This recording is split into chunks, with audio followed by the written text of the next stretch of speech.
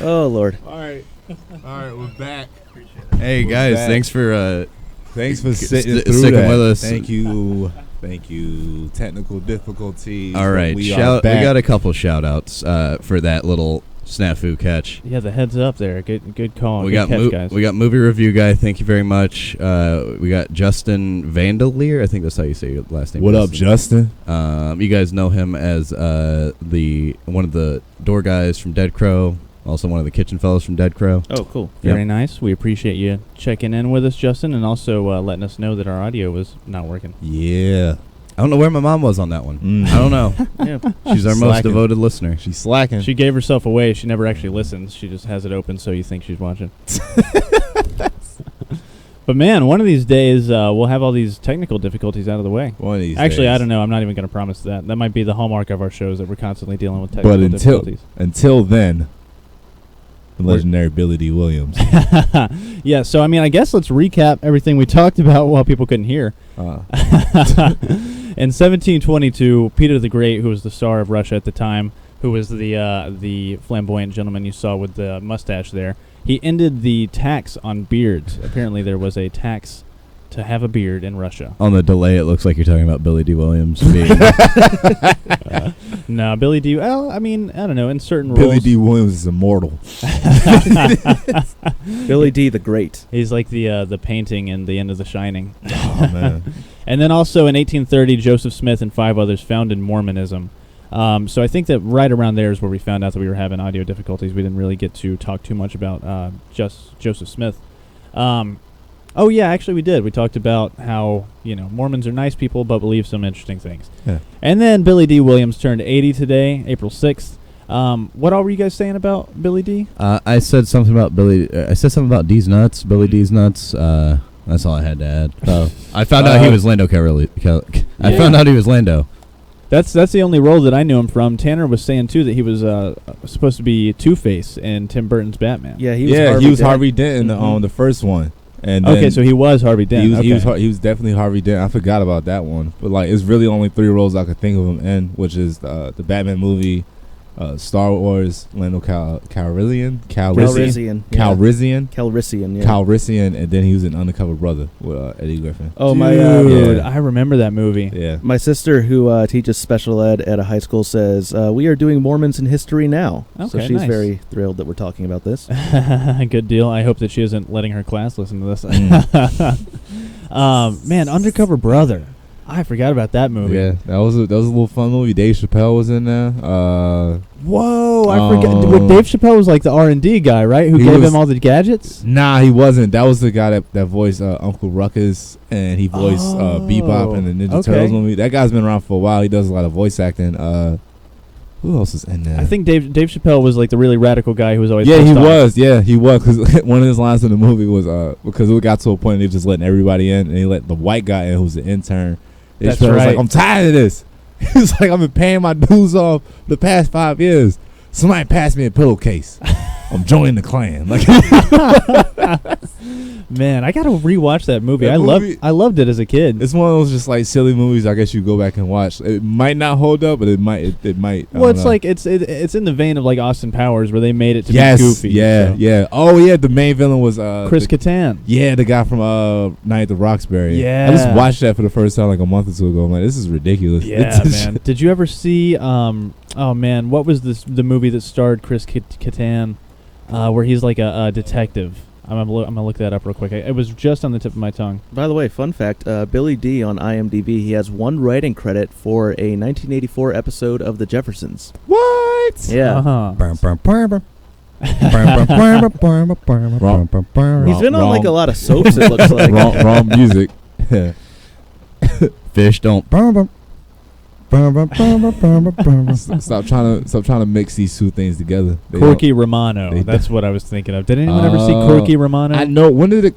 I remember seeing like the previews for it. That's why I was like heavy into TV, and you would probably see like 4 or 5 different trailers for like a movie or whatever. Oh man, it was bad. It came out in 2001. Oh man. You know what else I love about Billy D is that he's the coolest guy, but he still does voices for Lando. Like whenever they do something animated. Who else could you get? Yeah, exactly. But I didn't realize he actually did Lando in that last Star Wars Battlefront game they did 2 years ago. I don't think he's doing that well, is he? money-wise? Yeah. I think he's got to be loaded. Yeah. I mean, Yeah, what's I'm he sure done lately? doesn't- What he doesn't seem too busy. Voices. It said, I looked on IMDb. He's in the Dirty Dancing TV movie. Yeah, he's Okay. not doing too well. Well, he's 80 years old. He already. Yeah, he's just chilling. Yeah, I think he's There's just having no fun. way he's hurting for money. Yeah, There's I think no way. that's why he's doing so But, many like- voices for like Robot Chicken. He's just having a good time. It's not Nice. necessarily the money. It's that I don't think he can get serious roles anymore. Oh, don't he's think he probably ever not got even him. going for that. Like, Yeah, he's 80 years old. yeah, that's somebody like a Robert De Niro where you see he's actually still out here Well, like, look trying at- different things. Look at Robert De Niro doesn't get serious roles Yeah, anymore that's, either. that's Look at someone Michael who doesn't Caine. get any. Michael Caine. Yeah. What about him? Well, he's Who's- a distinguished British gentleman. Who's Michael Caine? Alfred. Mr. Wayne. Oh, what else has he been in besides that? Lots of stuff. He's a good stage in actor. Austin Powers, he was Austin Powers' He dad. was. What? I Yeah. forgot. Yeah, but he's been in all kinds of stuff. Yeah, man, Oh man, what was the recent thing he was in? I'm getting the IMDb up. That was He I was got the really good. Wikipedia page up Now already. You See Me, Kingsman. That's what I was thinking of in Kingsman. Okay, Interstellar. Yeah. Oh He yeah. was. Yeah, that was a sad movie. I didn't even finish it. That was really. depressing. Oh, I got. man. I maybe Look had at- 20 minutes Ooh, left. Gerard, look at all these movies he's been yeah, in. Cars Jesus. 2. Billy D. Williams. I'm on board. Wait, he wasn't in Cars. No, he was in Cars 2. Yeah, not Cars 1, Cars 2. I remember that he was the spy car. Yeah. But oh man, the last 20 minutes of Interstellar make up for the sadness. It doesn't get sad anymore. I mean, it is kind of sad the Yeah. end, but it's like in a it's a new type of sad. hopeful way. How could I forget his best role? I totally forgot. Muppet Christmas Carol. He was Scrooge. Whoa. What? Yeah, have you never seen that where he's Scrooge with the Muppets? That seems like an awkward It's- thing for him to do. it's like, just so to be awesome. mean. Like, It's I got to pull up a True. picture. It's so good. It's actually my favorite version of Christmas Carol, to be honest. He was in Inception? Uh-huh. Yeah, he I've was. never he seen was. Inception. He was Leo's Oh, dad. yeah. Yep, Leo's dad. He's a longtime collaborator with Christopher Nolan. So I think he was also in Dark Knight. yeah, of course, The Dark Knight. And then what was Nolan's latest thing? Apparently Dunkirk. oh, I thought you was talking about Billy D. Williams still. Ah. The Prestige. Yeah, The Prestige, of course. Yeah. Interstellar. Yeah, okay, Interstellar is Yeah. what I was thinking Yeah. of. I wonder if he's in Dunkirk. Does it say? I don't think so. When I was on IMDb, I didn't see that. Yeah. Also, so take a look at the image. So that's him as Scrooge with all the Muppets. This is like the best version of the Christmas Carol. Okay, Look, I love Beaker's face. Beaker is just the best in general. It looks like he's constantly saying, "What the hell did you just say to me?" And it looks like he might be holding up a rolling pin, like about to bash him over the head. Actually, yeah, you're right. It does.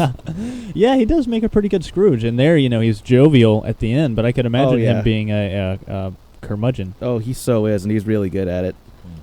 So let's go on for a few extra minutes since we had those audio difficulties. Oh, We'll do- one more thing about Billy D. For whatever reason, he looks like Vigo from Ghostbusters.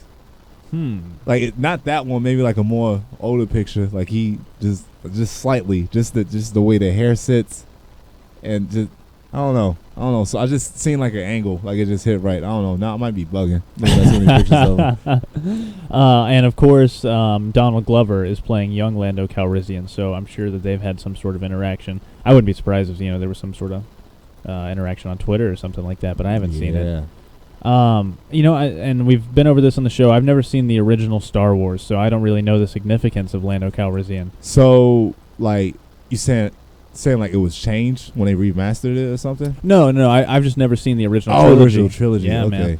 man. So is he Han's like partner, or is he who he wins the Millennium Falcon from? It's through that I think they keep the connection between each other. Okay. And like he's like a contact. Yeah, Yeah. when they need to hide out in Episode 5, he's like, "I got it. We'll go with Lando. We'll hang out because he's like running Cloud City." Okay, Yeah. that's right. That's cool. Okay, good deal. So moving on to pop culture, we'll talk about one or two subjects before we take our break. This was in the news a couple months ago for the first study that they did, but now they're back at it. Those crazy Frenchmen. They are recruiting. Do you know how many people, Tanner? It's something. I think it's over a dozen. I think it's like 20 people. Yeah, they're looking for males who don't smoke in the age range of 20 to 25. So, Tyler, you might be a good candidate for this study. Because I don't smoke? Yet 24 male non-smoking candidates aged between 20 and 45 and in top-notch health. How much can I get paid? 17 grand. Yeah. For what? Lying in bed for 2 months. Yeah, so this French firm is conducting a study. They've done another one back in January, so I remember hearing about this a while ago. but they're starting a second round now, where they're hiring people to lay on their back uninterrupted for 60 days at a 6-degree negative incline. So your head is going to be lower than your feet. They're doing this to test the effects of muscular atrophy and everything like that in a microgravity environment. I barely move as it is, so this isn't good to pack onto that. But are you in top-notch health? No. So that's No. that's the problem. If I ran right now, the same thing would happen that happened in high school. My knees would get inflamed. Oh, man. Yeah. Yikes. Yeah, they specify that they want people who are used to regular activity and everything like that, because, the astronauts in the International Space Station maintain a physical regimen. But that's what they're doing this to test, because they're trying to replicate the gravitational effects that they experience on the International Space Station. Because there's, weightlessness, it affects their muscles differently. But the hard part, obviously it sounds like a dream come true. You get to just lay in bed and get paid $17,000. But you cannot leave the bed at all. You have to maintain at least one shoulder on the bed at all times, even using the bathroom, even eating at a negative incline. Yeah. I'm getting paid to be doing something I'd be doing with your mom anyway. Oh, got me good. That was a good one. Yep. But I can only imagine how easily things could go wrong trying to use the bathroom on your back at a negative angle. Yeah, as much as I joke like that sounds awesome, I would never want to do this. Is that his poop bucket right there next to it? I guess so. Oh, yeah. They just gave him Tupperware. No, that's his poop briefcase. It's the cooler, yeah. Yeah. Man, I mean, what do you, how do you do that for 2 months? I don't know, You man. figure out a good, comfortable position you go to, and that's about it. I move all the time in bed. I can't stop moving, so Same this would here. not work for me. And I don't even like to lay on my back. I prefer my side. Mm-hmm.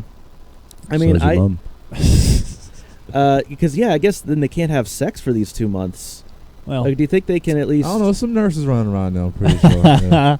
Figure something I out. guess, do you think they can get conjugal visits? yeah, they probably get private time, and I don't think that they can expect people to, if they're in a committed relationship. $17,000. Yeah, For 2 months. Yeah. 2 months of laying on your back. I mean, it's it's a worthwhile trade if you can do it. I don't think that I could do it though. But what's also interesting is apparently they want not just average people like maybe Sydney or Gerard. It's people who are really fit because they want to see what that does No, to your... I'm not fit. That's what I'm saying. Yeah. No offense. Actually, yes. But... Well, I don't think they necessarily want people who are in tip-top shape. They just want people who are used to being active, not people who are already lie around a lot all day. Well, that's kind of they want to see what happens to you then. I mean, that's got to suck if you maintain your body well, and then it's just for 2 months, give it up. I don't think I'm going to Mars, fellas. And it's studying the long-term effects of it too, because before you even start laying in the bed, there's a 2-week process where they're running tests constantly, and then there's a 2-week process afterwards. Because they say that it can have permanent effects on your bone density, on your immune system, and on your muscular structure. So, these people could be affected for life. Yeah. Well, if you don't certain people get bed sores from just being in bed for so long. Exactly, yeah. And, you're being monitored by medical professionals, so I imagine they could keep stuff like that from happening, but when it comes to your internal, muscles and stuff like that. It says that you have to have 2 weeks of follow-up after because you have to readjust to being upright. Can you imagine standing up fast for the first time in 2 months? Oof, what man. that's going to do to your head? Yeah, it's like whenever you're on a boat for, 2 or 3 hours and you stand off, you feel a little, wobbly because you're so used to your sea legs. So, yeah, I can only imagine. You really might have to have, physical therapy. To learn how to walk again. I mean, I can't do this. Yeah. I could never. Did we talk about it on the show where I think it was one of NASA's studies where they had people do this? Yeah. And they stood the bed up and they're like, okay, just stand up for 15 minutes, and nobody made it to 15 minutes. Oh, wow. No, Yeah. I didn't know that. Yeah. Okay. Wow. Interesting. Yeah, why couldn't they make it to 15? Because they had been laying in bed for 2 months. And they just collapsed? Yeah, Or- or they'd Yeah. be close to collapsing and they'd have to get them back into bed. Wow. Jeez. I could definitely see that. I've never been, fortunately, knock on wood, I've never been in the hospital. I've never been, immobile for really any amount of time. Have any of you guys? No. No. Yeah. Yeah. Well, No, I had a broken foot one time, but I still got around. yeah. It's got to be rough psychologically to be in the Wha- hospital for a long time, but then Wha- especially because there's not even, any physical thing keeping you there. I'm trying to be immobile, but something always keeps me. What did you do to break your foot? I was watching a touch football game, and somebody came up behind me and jumped up on me and grabbed around my shoulders, and my foot broke. Tyler's the only person who could get hurt watching a touch football game. So like both so like the weight of both of us going down on that one foot, and I like kind of Landed stumbled on it Yeah. weird, and yeah, that's what broke my foot. Wow. I didn't have Gotcha. the best diet. The only thing I could think of where I was mildly immobile was when I got a big gash in my knee. Nice. Yeah, I got a big gash because I was Called your taking. mom. I was taking. I was taking out the trash, and there was broken glass in the trash, and it banged against my knee. And then I looked down, and like a ton of blood was gushing out, Jeez, and I man. had stitches in there, and I Ah. couldn't like bend the knee. I've never had stitches, but one time I used to skateboard a lot in 8th grade, and one time we were out at the I forget what we call it. Oh yeah, at the farmers market, which was like this barren patch of concrete where we'd all go and skate. And someone had set up a rail, and I was by no means able to grind a rail, but I was trying to, and I fell out from under me, and my knee hit the corner of the rail, and I landed straight on my thumb. So I just focused on my thumb because it bent like all the way backwards, and that was what was hurting worse. And then after like 5 minutes, I looked down, and my whole pant leg and leg in general was covered in blood. So I like hobbled up to the pharmacy, and they wrapped it in gauze. I don't think it needed stitches. I never went to get it checked out, but that was the worst like cut that I've ever had. Oh, I cut myself playing with a tape measure one time. Oh, And it, like the side of it came Oh. by my knee. I still have the scar. Oh yeah. I was super young. Ew, man. Are we heading to break soon? Yeah, we'll be heading to break. I got something for you. I got some user feedback. Justin sent in. Oh God, what did he send in? He texted me something. Corky Romano. I don't know what that was in reference to. The when Chris it was- Kattan movie. Oh, Chris Kattan. Okay, thank you, Justin. We were behind. Okay, so he was answering my question. Yeah, Okay, yeah. nice, yeah. We And appreciate the effort. And then we have a commenter on YouTube. I don't know if he's left yet or not, but movie review guy would like us to shout out AustinFilmFestival.com. So there you go. We're going to do some fair trade here. We did Okay. that. You can share our page, hopefully. We scratch your back, you scratch our back. now. Exactly. Yeah, we're getting that out to 2 people. Man, that I've are always, listening. I've always Movie wanted to go to review guy. Austin. That'd be so cool to go to Austin. Never been. Well, never say never. He said we should talk about the film festival here, like we know about it. Yeah. You know what? You know what, Gerard? I've never been to a film festival. I don't know much about them, but if I was going to go, you know where I go? Where? Austin Film Festival. That's what I was going to Really? guess. Yeah, yeah. Austin has a film festival? Apparently, and the movie Indeed. review guy is out there just shouting them out. And I would The love movie I would review love to guy? tell No, you just movie review guy. There's a difference when it comes to YouTube names. Oh, okay. I would love to tell you the dates or the type of films that would be featured or really anything You don't about have any it, of that information. but I don't know any of that information. No, But- you know what I do know? That's in Austin. so we should just go to Austin right now. I guess so. That's the Yes. only way to solve this Well, all problem. right. That's been Prime Nation. Going to Austin. We'll come back from break once we get back from Austin. Yeah. So we are going to send it to break. Movie review guy, keep it up, man. We appreciate you tuning in, and we're happy to do some cross promotion with you. Also, Justin, thank you for weighing in, and anyone else who might tune in later on. We'll be taking about a 10-minute break here, and then we'll be right back to Prime Nation Radio. Thanks, guys. Cheer.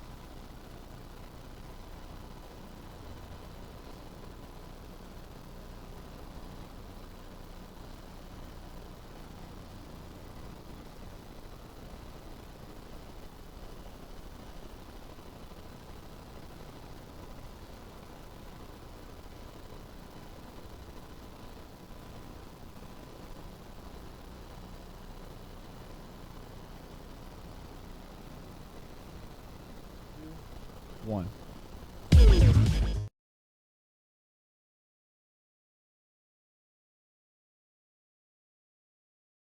Back at Prime Nation Radio. Thank you all for joining us. So our next story we're going to talk about is it's at the Pittsburgh High School, but it's in southeastern Kansas. I don't know what's up with that, if it's maybe Pittsburgh County or something like that. But 6 students who work for the Booster Redux school paper at the Pittsburgh High School, they exposed that their new principal had totally lied about all of her credentials. Tanner, you posted the story. You want to give the background? Yeah, basically, they had a new principal, and just they started looking into the credentials, and it's like, wait, some of this doesn't add up.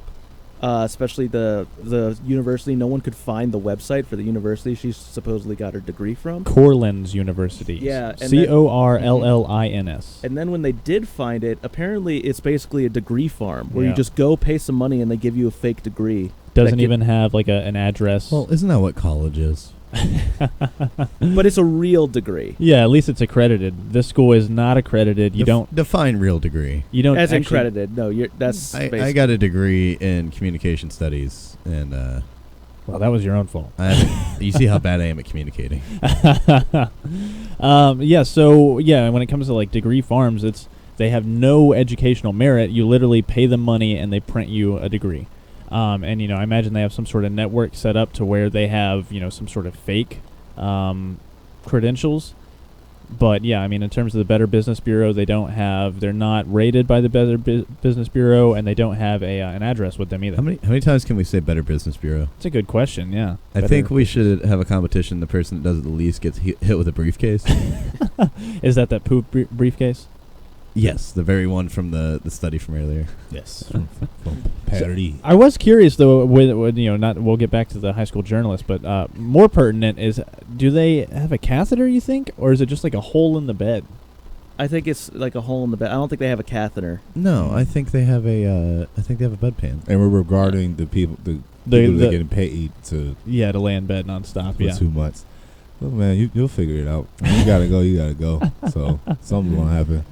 So to get back to these high school students, so they started working on it. They started off just doing a profile on their new principal. They had no intention of outing her or anything like that.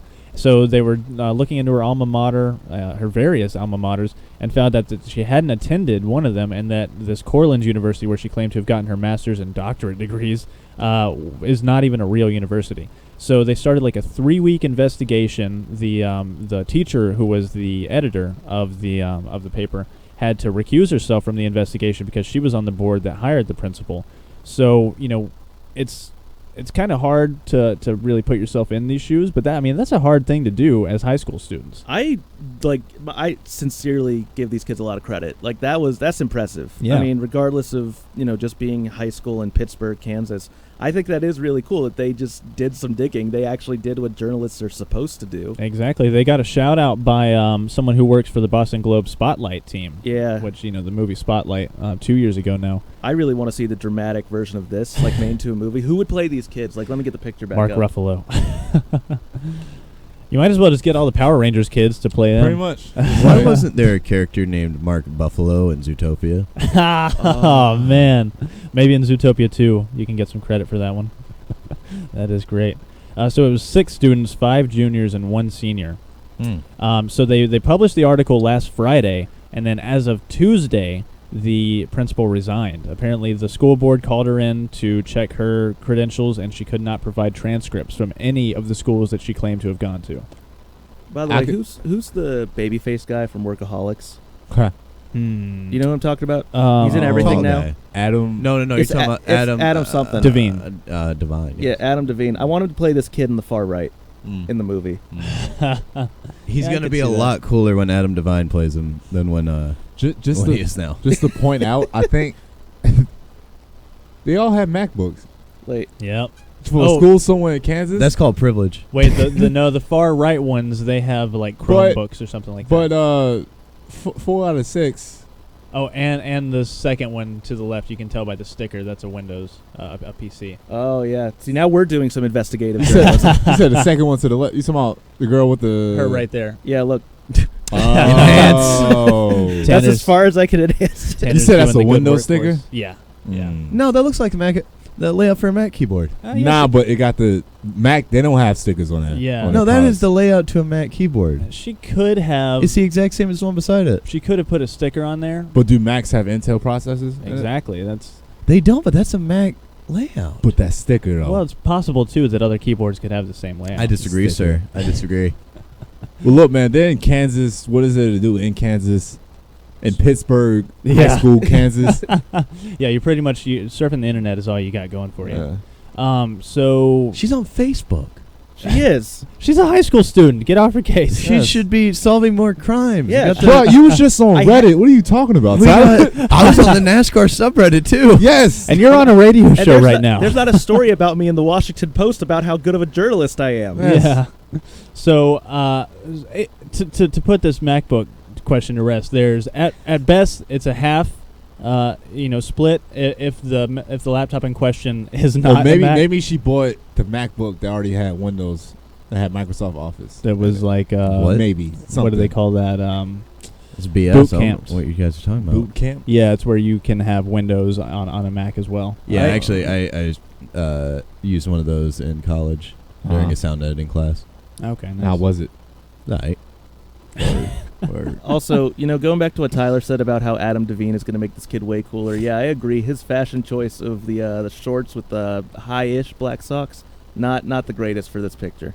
Well, I mean, I just got my principal fired. again, these are high school students. None of us Yeah. had our style Like, figured out in high Jesus, school. man. Yeah. Being yeah. awfully critical. These guys wanted to talk to me. I used to Yeah, wear they blue Dickie pants. And I thought I was the ish in high school. I mean, anybody watching and listening to this right now went to high school and they knew I would wear those a lot. Yeah, yeah.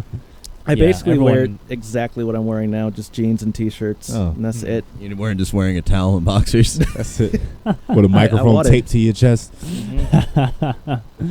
So good job to those kids. Yeah, kudos. Like Seriously. we said, they've gotten shout-outs from plenty of legitimate journalism Yeah. sites and everything like that. So I think it's safe to say that they have a pretty solid future for them. They have this on their resume.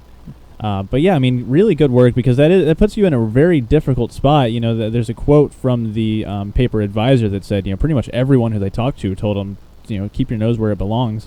And they persisted. They did a 3-week-long investigation. They checked all their sources. They made sure it was legit. And I'd still be principal if it weren't for you meddling kids. Yep.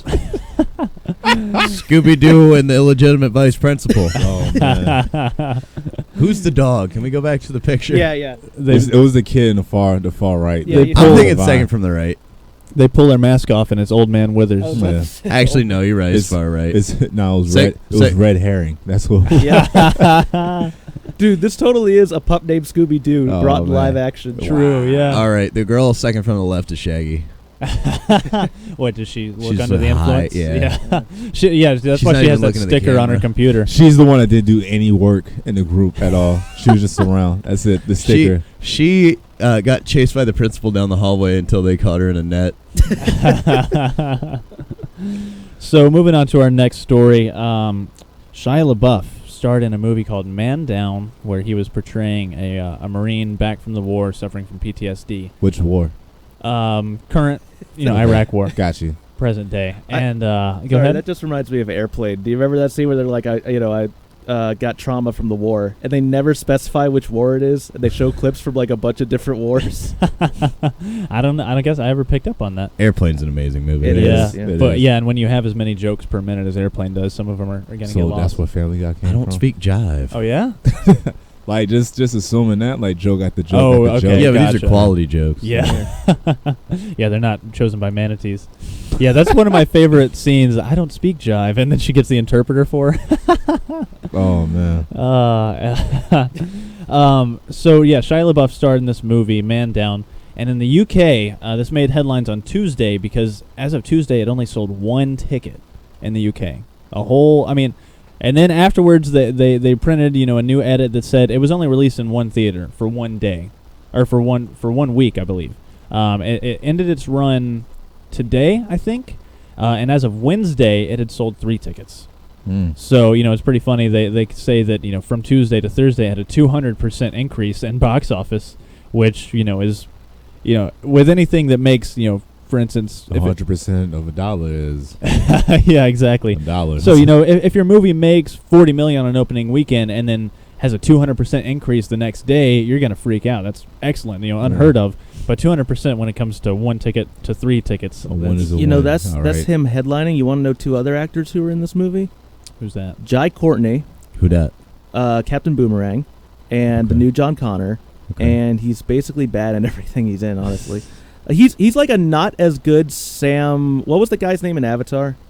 Rockwell? No, it was Sam something. Worthington. Yeah. He's not even as good as Sam Worthington. He's like another Aussie who puts on an American accent. He's like the poor man's Tom Hardy. Yeah. Yeah, actually, exactly. And Kate Mara. And Gary Oldman. Is Gary Oldman in this? Mm-hmm. Wow. Kate Mara's all right.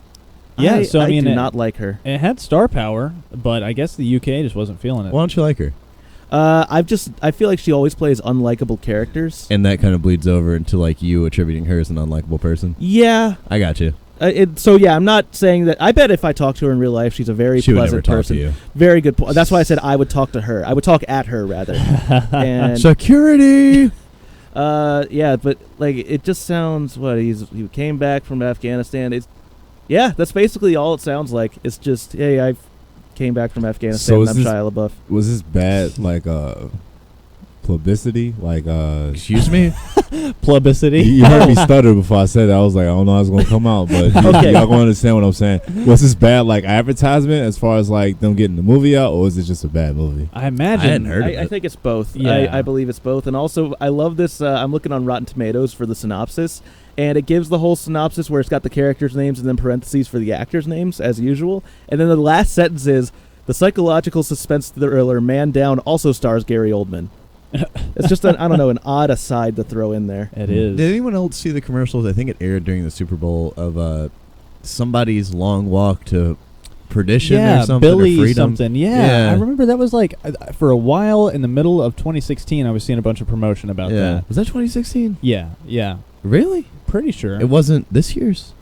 Oh, no, I mean, it probably was this year's Super Bowl. Okay. I'm just saying that in the middle, like summer 2016, I was seeing a bunch of stuff promoting that movie because it was filmed using like all either like the highest, newest ARRI cameras or like maybe it was filmed all in IMAX or something like that. But, the way that they filmed it was more or less revolutionary. So that's why I had been hearing a lot about it. And then, I guess it came out, but in terms of, actual promotion for the movie, I never really saw much. Ooh. Billy Lynn's Long Halftime Walk. Yeah, that's it. It was released in October 14th of 2016. Okay. November 11th in U.S. and China, and then February 10th of 2017 in UK. Yeah, I mean, did anyone even hear about that movie? Billy Lynn's Long Halftime Walk? I just saw like a commercial for it, and I'm like, Yeah. oh, this looks like something. Yeah, But I mean... the thing I'm thinking, it only made $30.9 million. The budget was $40 million. So, oops. Lost there. What does this have to do with the Shia LaBeouf thing? It's a similar thing. to where you just that it just pops up. It's a guy coming back from war with PTSD. Yeah. Oh. And also a lack of proper promotion. So yeah, in America, it only had a limited theatrical run in December, and it made $454,000. Which I gotta think that the budget was. Is this Billy's Wait, Long Walk? yeah, which one are we talking about now? This is Man Down. Okay. Chris Tucker? What? Yeah. Wow. Vin Diesel? Yeah. Steve Martin. Oh, What wait. was he doing? That looks ridiculous. Nah, that's not real. Oh, this is talking about Billy Lynn's Long Walk. That sounds like a file on LimeWire where it's just like So the guy, DMX, Jay-Z, Jada Kiss, The guy Mary who's- J. Blige. the guy who plays Billy is Joe Alwyn, and he gets billed all the way at the bottom. Wow. Yeah, he's Billy. Wow. Yeah. Man. So yeah, it was the director of Life of Pi. I'm struggling to remember his name right now. Do you have it in that article?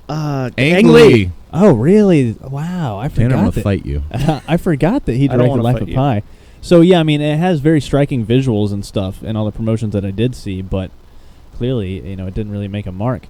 So what I was saying though is, in America, it made $454,000, which I gotta imagine a movie starring Gary Oldman, Jai Courtney, Kate Mara, and Shia LaBeouf. That's just payroll for them. Exactly. There's no way that the budget even covered a budget of $450,000 even covered their salaries. Yeah, that's the thing. I'm kind of curious. I mean, those guys can get work, so I'm kind of curious why they did this movie. I mean, who knows? I mean, it probably has. It was probably portrayed as like an art house type of movie that would be a departure from a big budget type thing.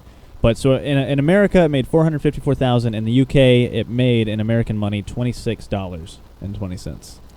Man, That's enough for that's enough for a drink and a popcorn plus 2 movie tickets. A bag of popcorn and a shorty pop. So, Shia LaBeouf, of course, I'm sure he's not really hurting financially either, but that's got to be, a little bit of a blow to the ego. But, he's doing his own thing. He's got. Yeah, I hope he just doesn't care anymore. I hope they do an Even Steven revival. He was in that movie. Fury? He was in Fury, wasn't he? Yeah, he was, and he was really good. Yeah. Huh. Fury's a good movie. I was kind of hoping this would be a sequel to that, just like him after the war, but if it's Afghanistan, then it's clearly not. Yeah, that would be cool. I never saw Fury.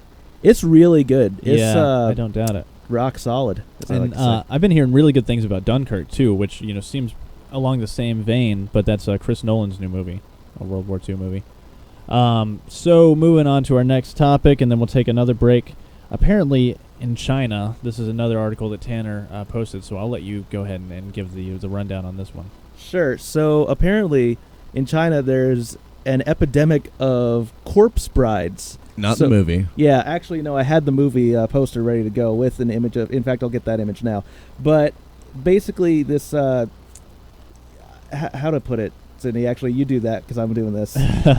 So in China, I guess it's a big deal for you to either be married or to give up the illusion of being married, because what's happening is relatives of single men who have died will pay as much as $26,000 for the corpse of a single female to be buried next to their dead single male relative.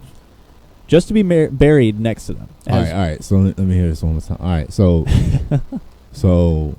I die, and you're single. I died single. Yeah. Mhm.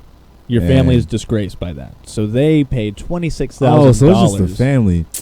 That's some cornball Yeah, it's not even a Yeah. request of the guy or anything like that. They're just like, man, look at this cornball. He ain't even. So yeah, the number Killing they had anybody. here was $27,000 to have a body That's buried. a whole next- nother funeral, ain't it? That's more than a funeral. Like Oh, yeah. that's. And I worked at a funeral home. That is. Oh, yeah, I forgot that creepy fact about you. Yeah, it was an interesting job. Oh my God. Okay, so here's a quote on here. A man named How much- Zhang Gainong. How much did you sell bodies for, Tanner? Actually, they had me go through like 5 background checks, one of which through Homeland Security, because apparently there's a huge black market for human skin, and that's apparently people get into the funeral industry just to sell human skin. What? Yeah. Man. And I even asked the guy, I'm like, so Silence of the Lambs? He's like, yep, that really happens. Yeah, and of course people go into that field for other ways to use that skin as well. It's a very troubling thing, the varying psychoses that humans can have. Yeah, there aren't a lot of like stable, all around great people when I worked at that funeral home. I mean, we were all kind of weird people.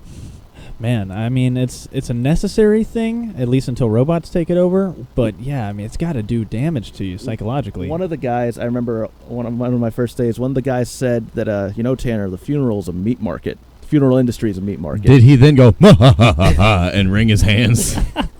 Pretty, just about. He did everything but. Man, that was the one job I didn't feel great working at in terms of like, I don't mind ripping people off for luxury items, but when it's a funeral, I don't know, it's overpriced to the nth degree. But China China. makes it even China. worse. Like this whole story just is so weird, and then you hear like some guy was arrested for killing a woman to sell her corpse as a corpse bride. Yeah. And then this is a quote from a man named Zhang Gainong, this is Hong Tong County resident, so I guess that's a different county. It's not Hong Tong. Resident, he paid $26,145 for a young girl's body, but then he said he has to check his dead son's tomb to make sure tomb raiders haven't stolen the body to be resold. Yeah, that's they're digging up bodies that have already been buried. But so he buys a girl's body, and then he goes and makes sure that his son isn't being sold. Yeah. Jeez. Oh no. Okay, so I guess what he's talking about is he paid that money, buried it with his dead son, and then he has to go and make sure that tomb raiders aren't stealing the body that he paid Lara for. Croft's going in. Repossessing. Oh, so it's like he buys the body and he hires somebody to bury it, and then he has to check to make sure the people that he hired to bury that body with his son didn't steal his.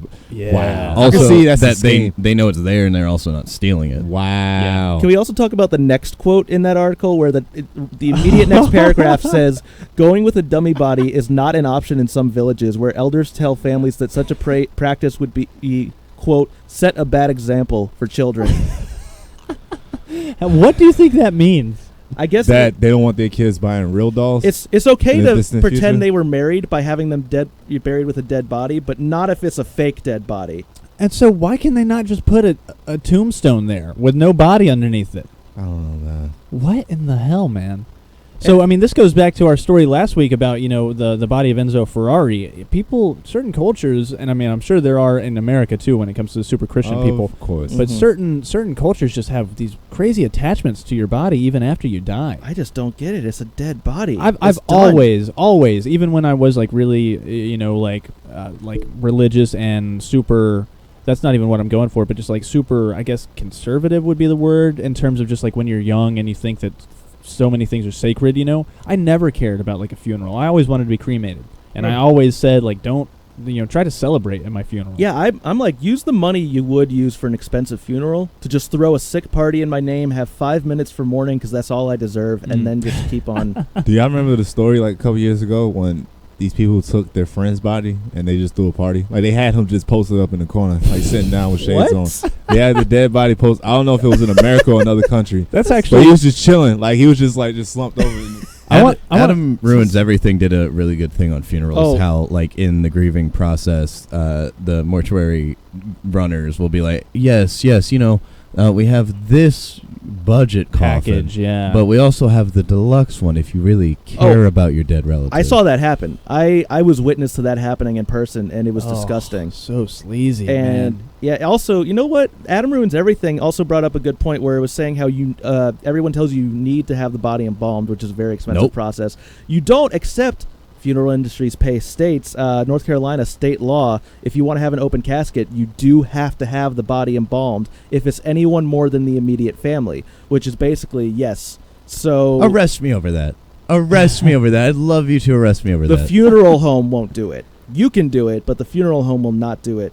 That's how scummy the industry. Well, I'm not putting a dead body in my house. There it goes. I never really thought about that, but what is the point of embalming someone who you're just going to put in the ground? It's so that because it's supposed to respect the dead, but it's just disgusting and creepy. It really only became popular around the time of Abraham Lincoln's funeral, and the only reason they had that embalmed was because it was taking a trip all over the U.S. for Which like weeks. Made sense. Yeah, that that does actually, make sense. His dead body did a tour. Yeah, you know could that? go see Lincoln's dead body. Yeah. That was like the first like traveling road show, I guess. Antiques Roadshow. How much is this dead president worth? Well, I mean, I don't really at need market heavy security. value. That was the first time anyone said they like dead presidents to represent them. Dope. Was he on like Buffalo Bills, like little Wild West show? That was the act they had. It was like you guys remember that game Don't Wake Daddy? Yeah. They had him on a spring-loaded No. thing. Where he just pops up and scares people. You could. John you could Wilson's coming in the back. Pow! I just want to have like a stage show of all these board games with dead bodies. Like Don't Wake Daddy with Lincoln. I want to have Hungry Hungry Hippos with like some dead like light bodies you could just throw in there. Or like what was the game with the alligator that would clamp down? Oh, it was like a golfing game. Yeah, that's right. But yeah. you just like try to put human heads into there or something. I don't know.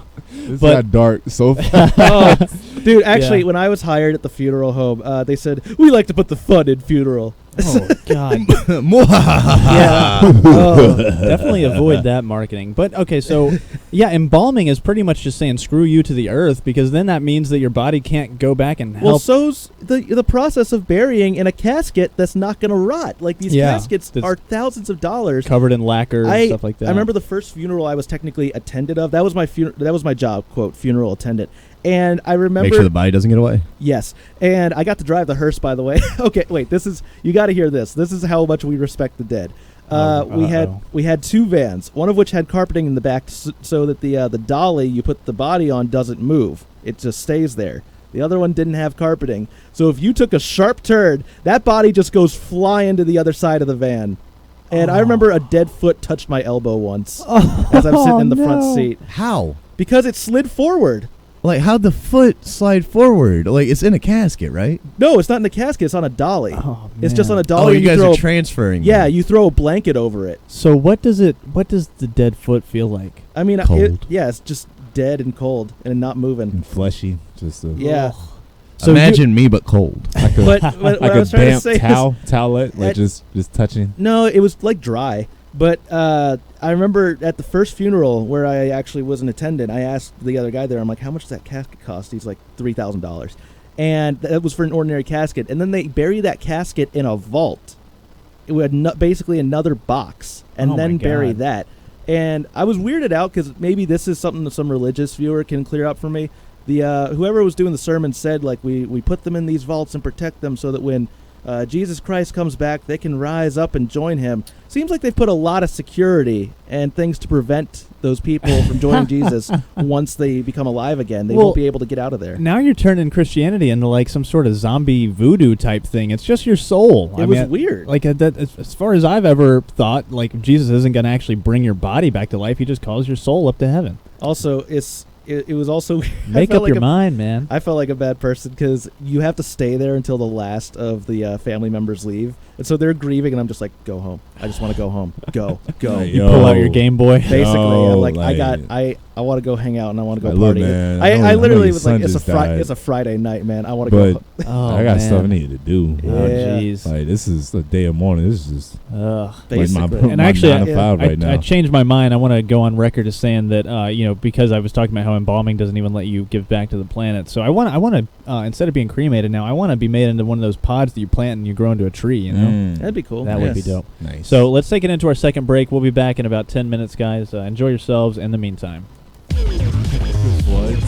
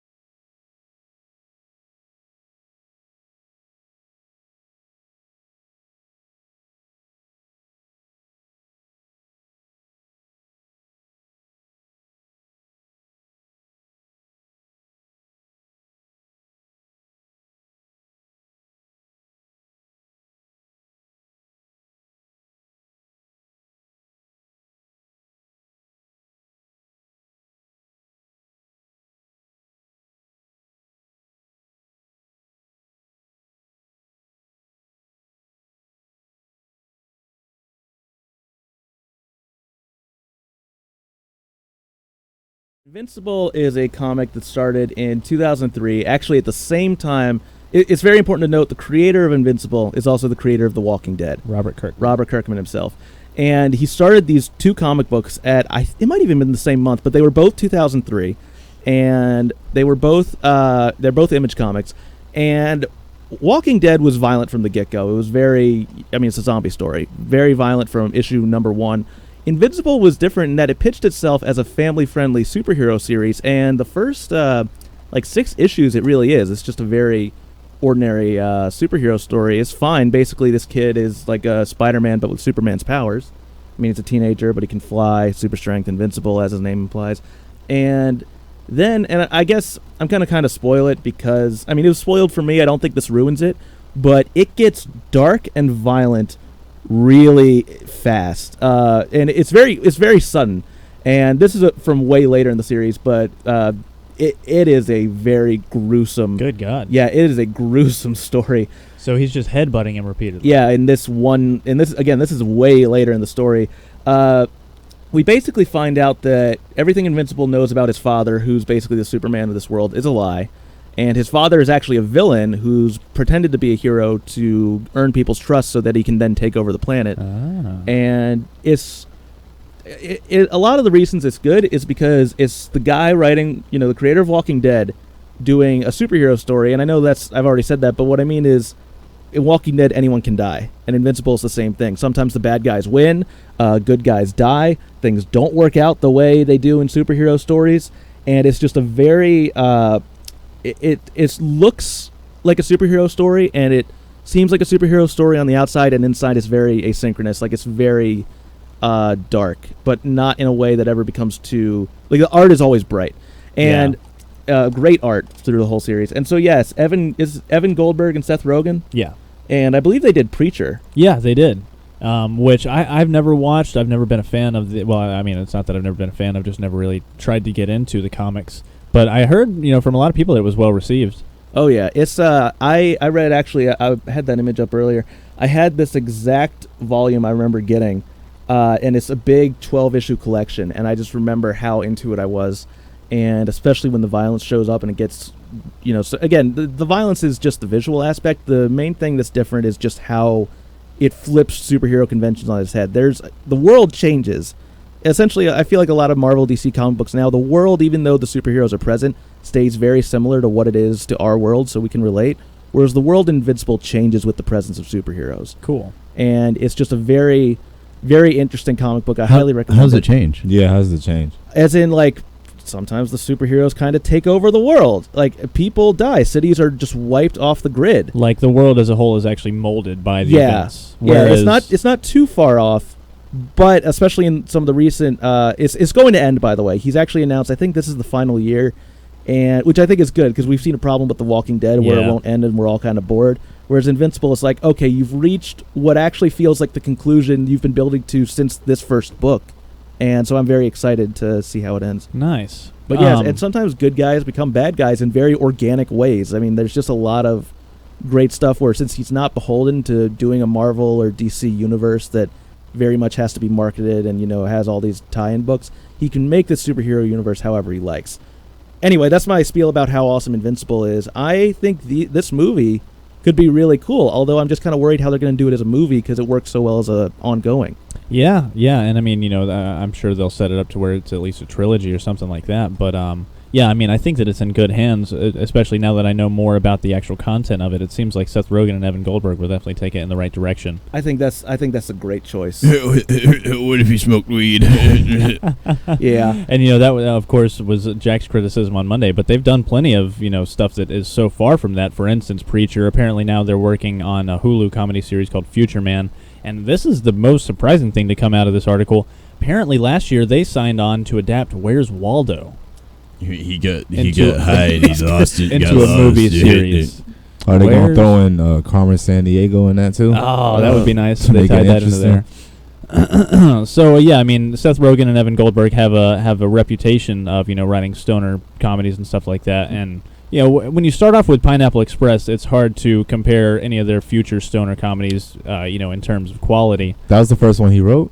No, that wasn't the first ones that they. Superbad was the first one that they wrote together. Oh, okay. Yeah, okay. but Pineapple Express they wrote as well, but they didn't direct that. Their directorial debut was This Is the End, and then their next one was The Interview, and then I believe that they co-directed some episodes of Preacher, but I'm not entirely sure. But they're going to be co-directing this movie. I mean, I think as long as it's good, I guess I just wish Invincible. My hope deep down in my heart was that it was going to be a big Netflix R-rated animated series. Yeah. Oh, okay. I think it has to be. They're doing it with Castlevania. Yeah, true. Castlevania is going to be a hard R Netflix animated series. Oh my god! All right, okay, all right. I can do Okay. it. Just the live action adaptations of everything, like you gotta relax. Well, Like, that's why I think some of it suited better to animation, especially Invincible. Is so cartoony. Part of the reason, or at least part of the appeal to me, was seeing, and it's gorgeous. I think it's Otley, this guy Ryan Otley, who does most of the art, and it's just gorgeous. The reason I buy the 12-issue collections is comic books. You know, they're drawn on a bigger sheet than they're printed on. Essentially, they draw them and then they shrink it down for comic book size. And for these Invincible collections I read, they printed it the original size. Sweet. And I love to see that art rendered as it was drawn because it's so beautiful. So I'm looking through this whole article, and Tanner going. it doesn't ever specify that it is going to be live action. So they could do it animation, they could do it CGI.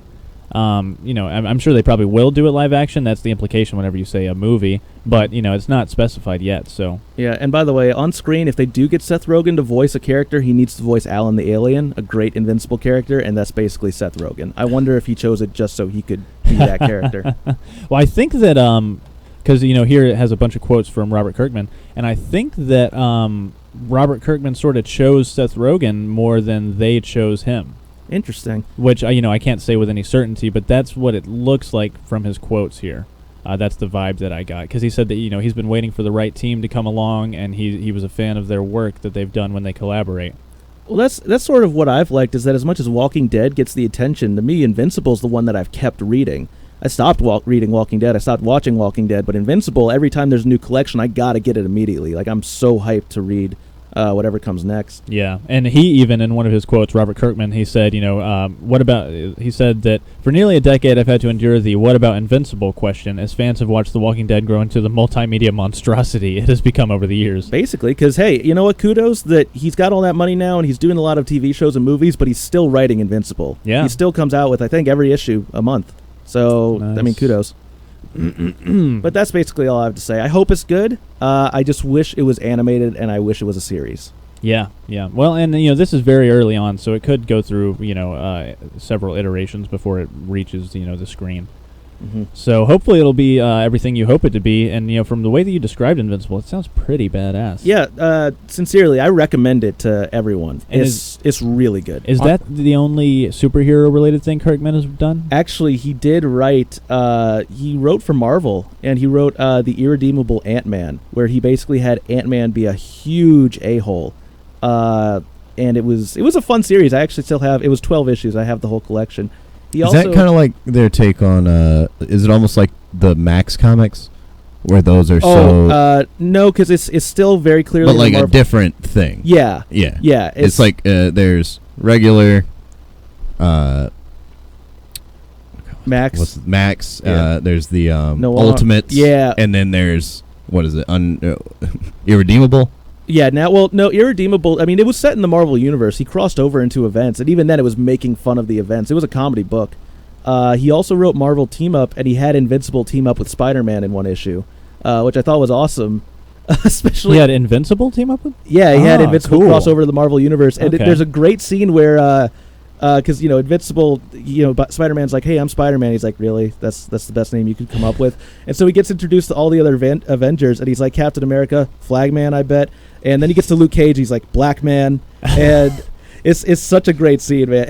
Luke Cage is like Black Man. Invincible really isn't that great of a name either. No, it's really not, and I think they make fun of that too. But Okay. yeah, it was just a fun little team up issue that he did. Nice. Isn't it the same company that publishes Invincible? They do Saga as well. Yep, yeah, Image is just the quality comics these days. If you want, if I recommend a comic to someone who doesn't normally read comics, I'd say 99% of the time it's going to come from Image. Wow.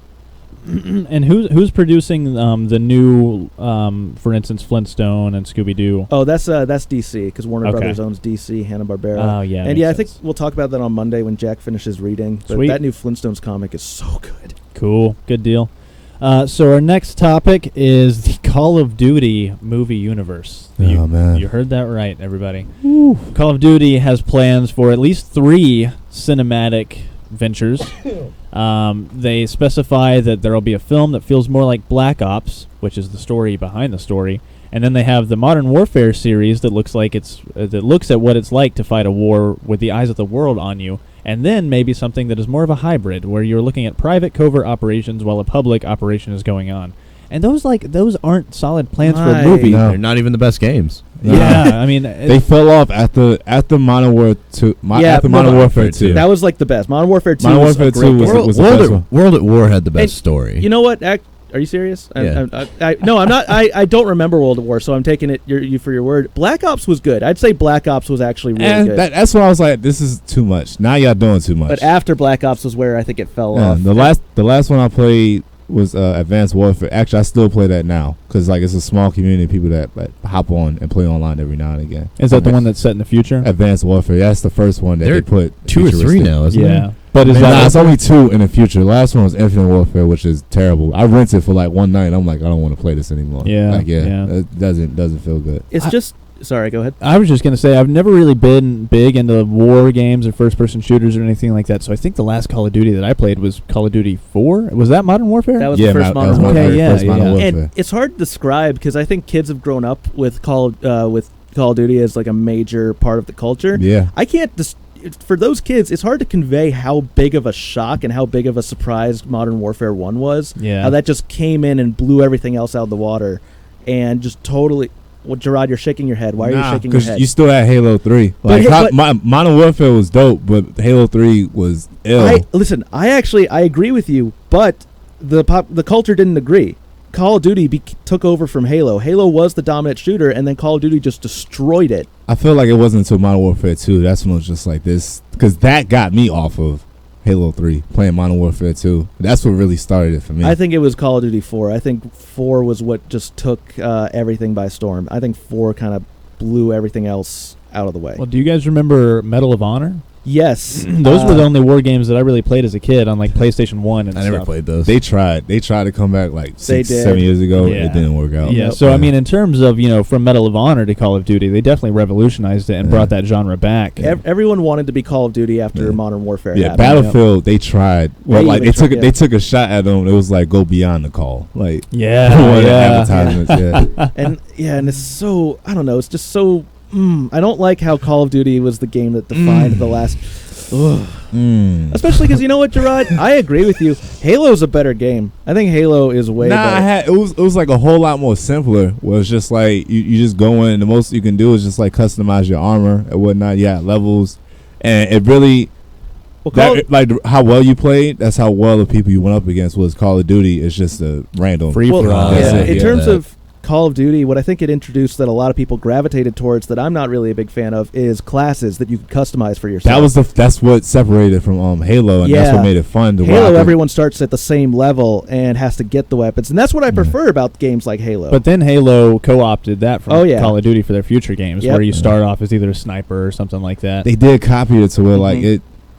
I think that's what made it more challenging. When Halo was just like everybody, you were either good or you were just like bad. That's what separates you. Like everybody had the same. You had the same tools as everybody Yeah. to play Yeah. the game. Versus and Call there, of Duty. there is merit to a class-based type of game like this. I mean, I'm not going to deny the whole thing. I Yeah. like Titanfall and Titanfall 2 a lot, and those games. I let you still haven't customize. played that, and I want to play And that game. Actually, I should say, I mean, Titanfall 1 and 2 were made by the guys who made Modern Warfare 1 and 2. In other words, the best Call of Duty games.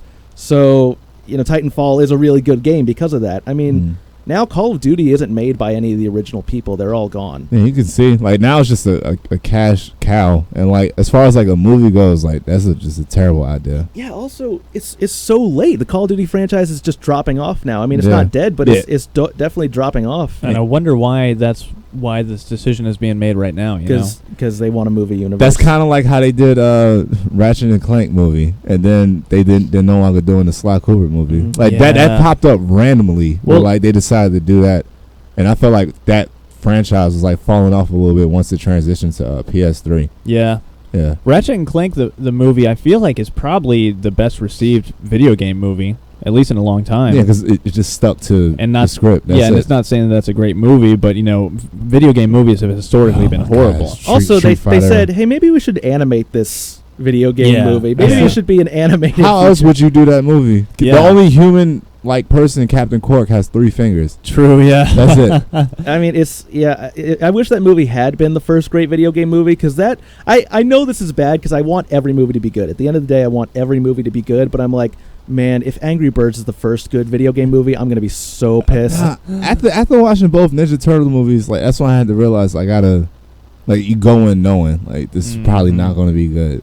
So for stuff like that, it's like I'm gonna enjoy the little things they put in there because I'm a fan of the franchise. But overall, it's probably going to be like a bad movie. Yeah, I mean, I'm of the mindset that I think there's merit. As long as there's a fan base, I want it to be good because I want those people to be happy. But I know what I like and what I don't. So, for instance, when it comes to Michael Bay, there's nothing about that interests me. So I don't see Transformers movies. I don't see Teenage Mutant Ninja Turtles. After Ninja Turtles, that's when I was like, okay, he's bad. Because my roommate, he called everything. He's like, I'm telling you, like, he's going to mess up the story. He's going to have shaky camera angles and whatnot. And that's exactly what he did. I'm like, there's no reason for all this to be happening. But, I mean... Worth noting, he didn't direct it, though. He just produced it. But you can tell that was a Michael Bay movie. I agree, because but I just want to make that clear. He had, like, it was that signature where he has, like, some wild, crazy action scene. Like in Bad Boys when you're on a highway and then launching, like, cars off, something like that. With Ninja Turtles, the first one... It worked in Pain Again. They're on the side of, like, the mountain falling down. And there's, like, a big semi-truck coming down. Like, something ridiculous like that. Or, like, in the second one, there's a tank in a waterfall, like, going down, like... Just something crazy to us. Like you have my attention, but like you're done. You're done, Michael Bay. Yeah.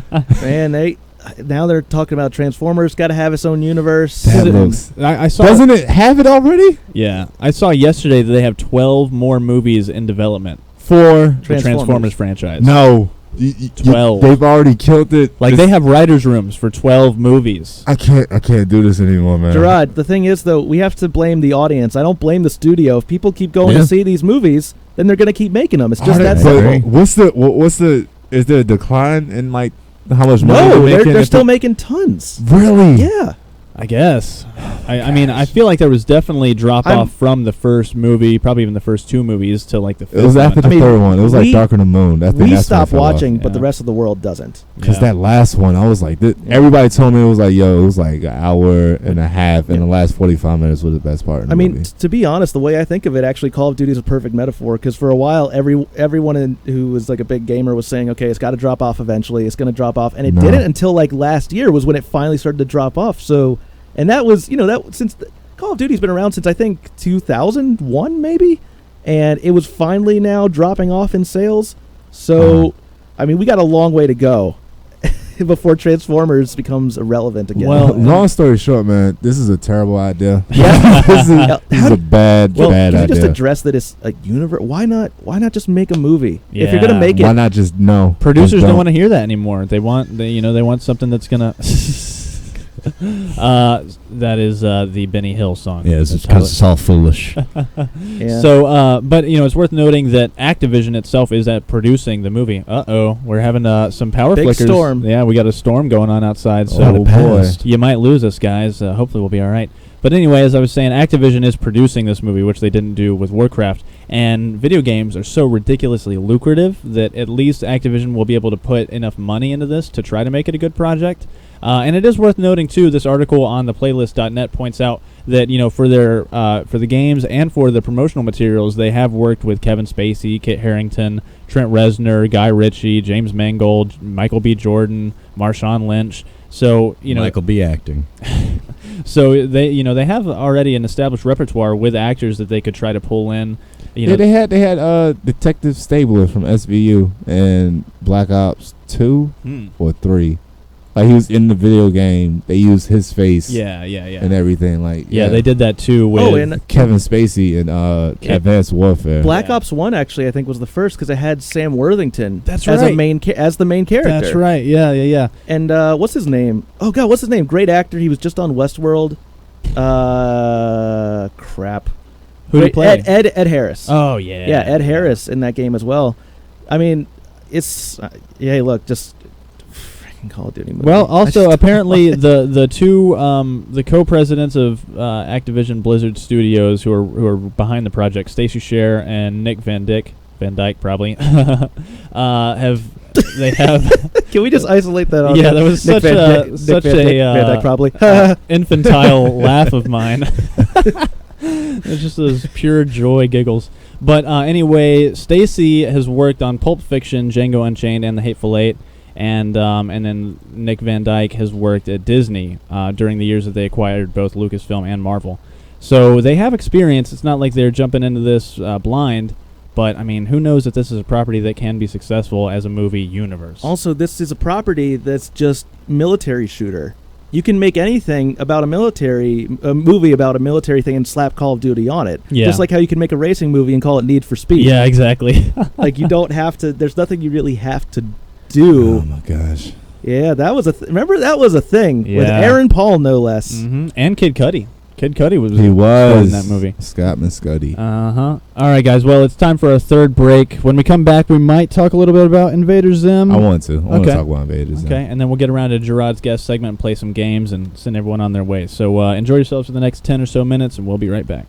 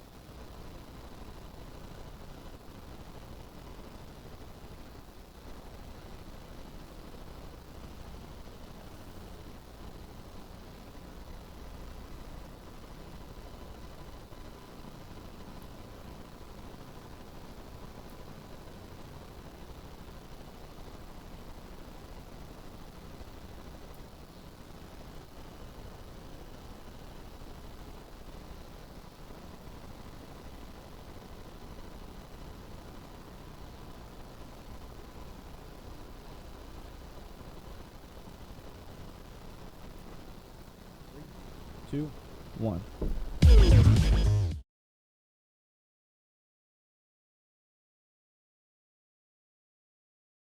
Final break. It is April 6th. We're Prime Nation Radio. Thank you for anyone who's watching us right now.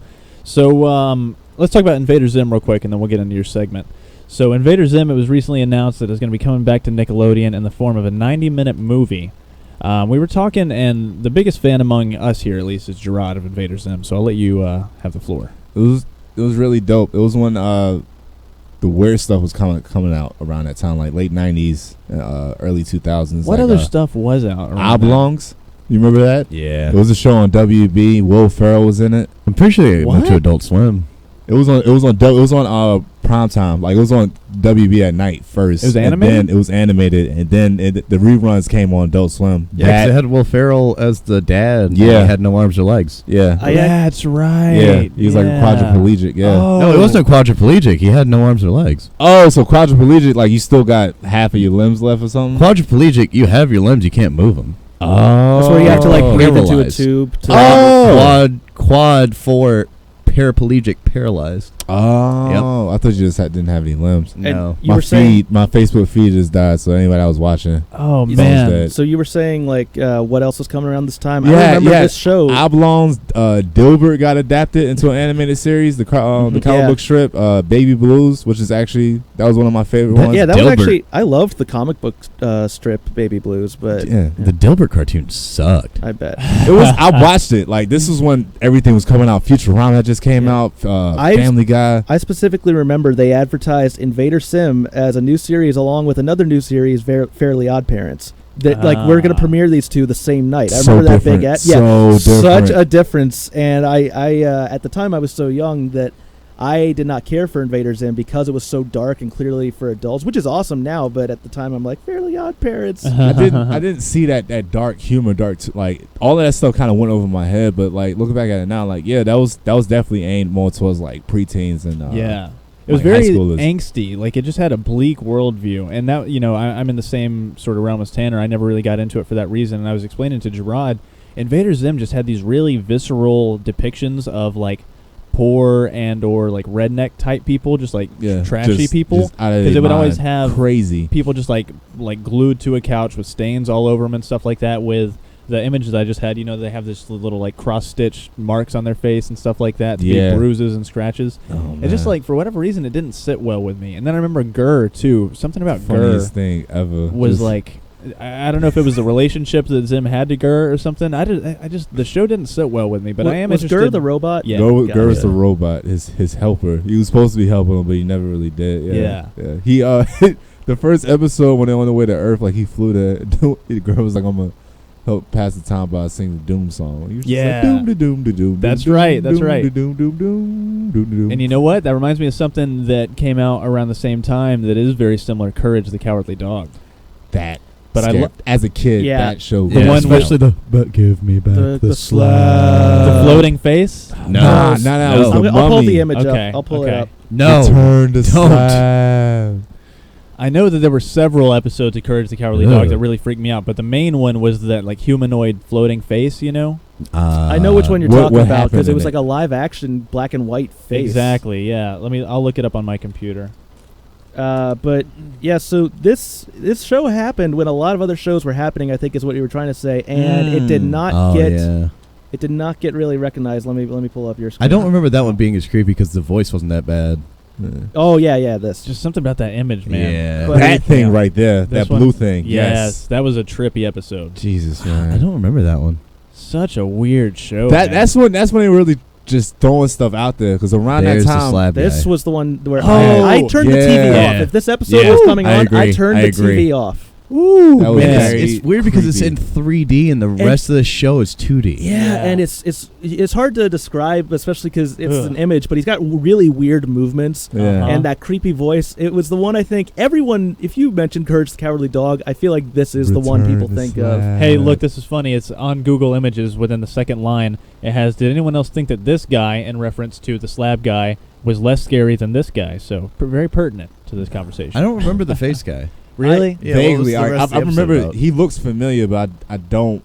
I can't remember the episode. I have like, no exactly clue what happened. what the episode was. I just remember being creeped out by the face. Anybody else remember the what was it? The see, I don't think it's as bad because that image you just had pulled up. He's like looking at Courage instead of the mummy guy who was staring directly at the camera. Yeah. Well, the mummy guy definitely, I think, was creepier than the face, because now that I see that image again, I was in the same He was thing just where always outside. Like, he never went into the house. He was Yeah. just outside just moaning and whatnot. But cartoon, like, that was a weird age of cartoons that kind of got dark and creepy. Mhm. Courage and Invader Zim were like the biggest too, because especially Courage. Well, no, I mean Invader Zim.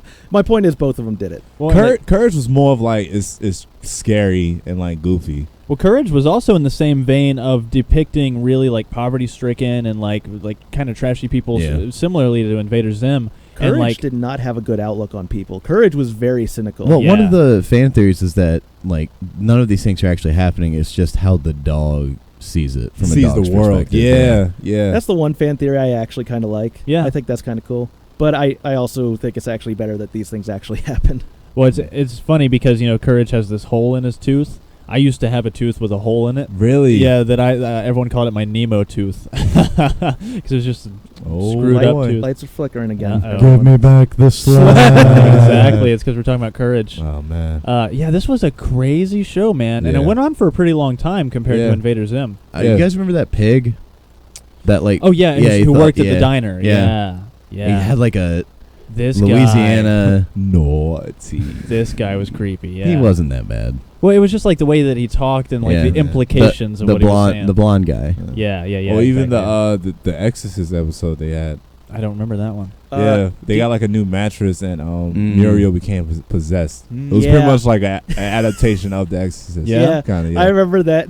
There's a great scene. I don't know why. It's such a cartoon easy joke, but yeah, they go in and see Muriel like twist her head around and just do that Courage the Cowardly Dog scream like really loud, Yeah. mouths high open.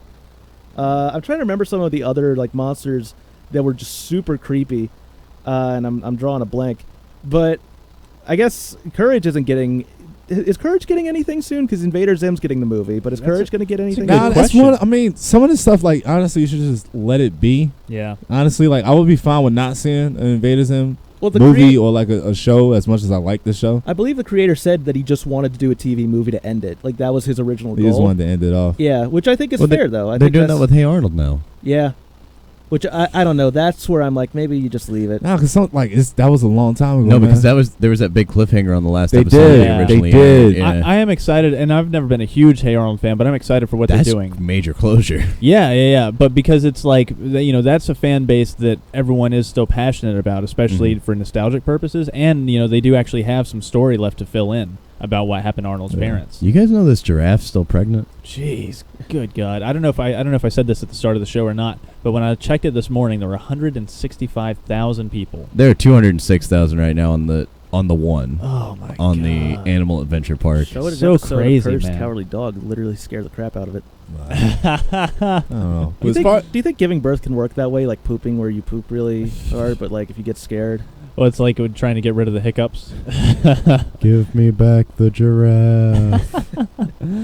Um, As far as Invader Zim goes, like it's going to be funny, especially now. Like thinking about it right now, it was kind of like that kind of like humor, as far as like a Rick and Morty territory. Exactly. It Not was like not like poking fun and like the real world kind of stuff like that, but it was just like kind of like a weird humor. Like And it only was- certain people will really find this really yeah, funny. and I think it's safe to say it was ahead of its time. Yeah, like one time they girl was flicking through channels, and he passed the channel where like it was a show where some guy was just walking, whistling, all happy, and then it was like a snap, and they showed his back. He was just like, my spleen, and then I it just went remember away. that. Like it Yeah, just, I remember it that. just went away. Kind of like intergalactic cable. Yeah, Yeah. like it was funny. It was a dope show. Yeah, I wouldn't What be. was that on? it was Invader Zim. I wouldn't be Yeah. surprised to learn that some people from the Invader Zim team went on to work on Rick and Morty. I know that Starburns Industries, Dan Harmon's animation studio, makes all the animations and stuff. But the team could have come over because Easily. the comedy is pretty similar, and even the animation style and stuff like that. Is Yeah, pretty like it similar. looks like a more high quality Rick and Morty kind of. Yeah. It's still, I'm just trying to fathom that they aired this with Fairly Odd Parents because such a tone difference. Yeah. It's so. It's Well, one of them made a lot longer than the other one. Remember, they did have As Told by Ginger, which is like a very mature kind of like Huh. age. Like that was like a 14 to 15 age Yeah. group. I feel like. I'm trying to remember what that one looked like. Do you remember Cartoon Network also did a show called The Grim Adventures of Billy and Mandy? Yeah. Yeah. Two And kids that playing show- around with death. Yeah. And who happened to be Jamaican? Yes. God, I forgot. You're right. He had a was Jamaican accent. Yeah. What are you doing, Oh, distinct the children? the That's first right. episode, he That's had a right. limbo contest. Yeah, with her. he Yeah, did. That's yeah. how they got him to like stay with them. But I it rem- was. I remember my mom didn't like it. I think because she didn't like Courage either, and I think it was because they were just so creepy, and it's not something you'd think of for. That was so kids well done that they cartoon. got away with two kids playing with death. Yeah, yeah. Yeah, as told by Ginger, I'm just now remembering it from this animation. I can't stand that animation style. It's the same style Wild as Wild Thornberrys? Thornberries. Yeah. Yeah, I didn't watch a lot of that. I've just never, for whatever reason, it's just like the gap between the mouth and the nose and the eyes are so far apart. Yeah. I don't like it. But They this gonna- this cartoon was so good. Yeah, If they're going to get closure on anything, you need to get closure on Rocket Power. That's it. Oh. That's Well, it. did they leave you on a cliffhanger? I don't think they- Just show Otto. Just They're doing cool something. Hawaiian people. I What don't happened need to their any mom? closure. Did we ever figure Wait, out? they got Nah. a new mom. They got a new mom. Yeah, but did we ever figure out what happened? to the Surfing old one? accident, bruh. Probably so. Yeah. Yeah. Or maybe she died like while knitting on the couch, and that's why they do all that active stuff. They're trying to be That's productive. Yeah. great new fan theory. I actually prefer that one. Yeah. So we'll move on into Gerard's guest segment. You're going to tell us a little bit about some Japanese cultural things you've been into lately. Well, first start off just a quick anime shout out. The show Berserk, original manga run came out in '89 by the author Vientaro Miura. It's heavily like medieval type supernatural / anime. Really action, very very violent, Huh. very bloody. It was adapted into an anime in '97, and then it came back out with a 3-part movie that just went over the first arc just to kind of get the gist of things, to get that out of the way in like 2012, 2013. And then the anime came back in 2016 last year, and it's been going ever since. But it's a really, really cool show. It has a center antagonist, Guts. He's like a sword for hire, like real strong, like the sword that he has like in the first beginning part, like the first arc, the Golden Age arc. So is he the protagonist or? Excuse me, protagonist. Okay, yeah, my yeah, fault. yeah. He's the protagonist, and he meets up with it's a band of mercenaries called the Band of Hawk, and they're kind of like swords for hire. So it's like they can be like the turning tide in like a war, Yeah. for like a country or a kingdom somewhere, whatnot. Yeah. But it's dope. It's the whole series is about Guts and the guy on the left with the long hair, Griffith, who's the leader of the Band of Hawks, who befriends Guts, and just there's a there's a twist. Yeah, in he's the one series. with the medallion, right? He's the one. He has like this little demonic medallion Yeah. to where like later on in the show where the first like run in with like a demon. He's fighting both of them and they're like going at it, and like the demon sees like this little trinket come out from under like his armor, and he sees it and he just stops what he's doing. That's how freaked out he gets, and he just tells him like you should tell you like he's telling Guts like you should not be around this guy anymore, Mhm. and Guts has no idea what he's talking about, and so they just keep going about their day. But like it's a dope show. Like I don't want to give away too Yeah, much, and yeah, then you were telling us- it gets very very graphic, and Yeah. there's some dark stuff in there. But like Griffith, he turns into like one of the most hated people like I've ever like just watched, characters, whatever you want to call it. Like, I And just it's don't still like 'em. continuing like with a new arc. It's still on. Like they're trying to follow the manga right now Mhm. as far as like we're Oh, bringing okay. back the anime. So it's like a big reboot as far as in 2012 to 2013. So where like they had the 3 movies instead of like just doing like 60 episodes. Yeah. Explaining like the beginning of it. They Ye- just did 3 movies, which is like 3 hours. The first one's actually on Netflix in English, and it's pretty cool. Like it's done pretty good. Like it's in I guess it's like a cell shaded digital anime. Okay. Like 3D is not the typical, it's just 2D. Huh. Okay. Gerard, Yeah, what's up? can you tell me what's going on with this character here? That's later on, which I haven't gotten to like the actual anime part, but that's when like the whole the mystical creatures and whatnot come in. Okay. So that's like a fairy that just follows them around. I guess that's what lightens up the whole story, because I said Oh yeah. it's very very violent. Yeah, you were telling us some stuff Yeah. off mic that's pretty dark, yes, pretty graphic. very very dark and graphic, and And is that Guts there? with the Oh, big sorry. sword. Yeah. Is So that him? it turns out, I mean, this might be a spoiler, but there he has like a mechanized arm. This and this part right here And that is- relates this to is before. what you told us. But okay. after the events of what pretty much the whole story is about, that's when he gets like a arm, and he gets like some crazy berserker armor where like he doesn't feel any pain. And Okay. his like physical limits like push to like anything like beyond human wise or whatnot. But it's really, really dope. It's a really cool show. Nice. Yeah, that's a little anime part. Check it out. I know it's definitely on Crunchyroll. Okay. Cool. But the first movie that was remade in 2012 is on Netflix right now in English, and it has a Japanese subtitle. Sweet. But going into some deeper Japanese culture, has anybody here ever heard of Kamen Rider? Heard of it, never actually watched it. What What do you- is that? Kamen Rider is literally translated to Masked Rider, and it's a thing in Japan, which I believe which led to Power Rangers. But it aired in April 3rd, 1971, and it's a series where it just follows it's like a masked hero. Like imagine Power Ranger, but just focus on one guy. Okay. That's yeah. it. That's how I start off with. Yeah, that's pretty much it right Oh, there. whoa. Yeah, real like kind of out there, and like each show has like its own little theme, and like it's just really dope. Are those all different versions? Those are all different versions. Well, Okay. like some of them they might have met up with other ones, and but it's literally like season after season they just change it up, and they don't skip a beat. There's no really long breaks in between. And like Mhm. once one is done, the next one is on the way. Just like Power Rangers, yeah. Yeah, It's like Doctor Who. Doctor. Yeah. Doctor Who has that continuity like that. Yeah, they I have a new assume so. doctor like every 2 or 3 seasons. But I think. how long is the break in between it? 6 inches. Yeah, like a typical season break. Yep. But it's been I got running you. since like the 60s, I'm pretty sure. Mm. Well, I guess they kind of got that idea from Doctor Who then. But it's really dope. Like the very first one is it's based around some little evil world terrorist group called Shocker, and they're like kidnapping humans, and they they pretty much like mutate them and brainwash them and like monsters or whatnot. And this guy, the first Kamen Rider, they kidnapped him and like gave him like super strength or whatnot. I think he's pretty much like a cyborg. Before they could brainwash him, he just turns into like this superhero that fights them. Cool. And that's like the theme of it from there on out. But I got into it just by looking up and finding out that like Power Rangers is originally from Japan, yeah. and the original Mighty Morphin Power Rangers is actually it's well along like down the line as far as like Super Sentai, that's what it's called in Japan. Yeah. To what the first Super Sentai it aired in April 5th, 1975. Okay, so yesterday, 42 years ago.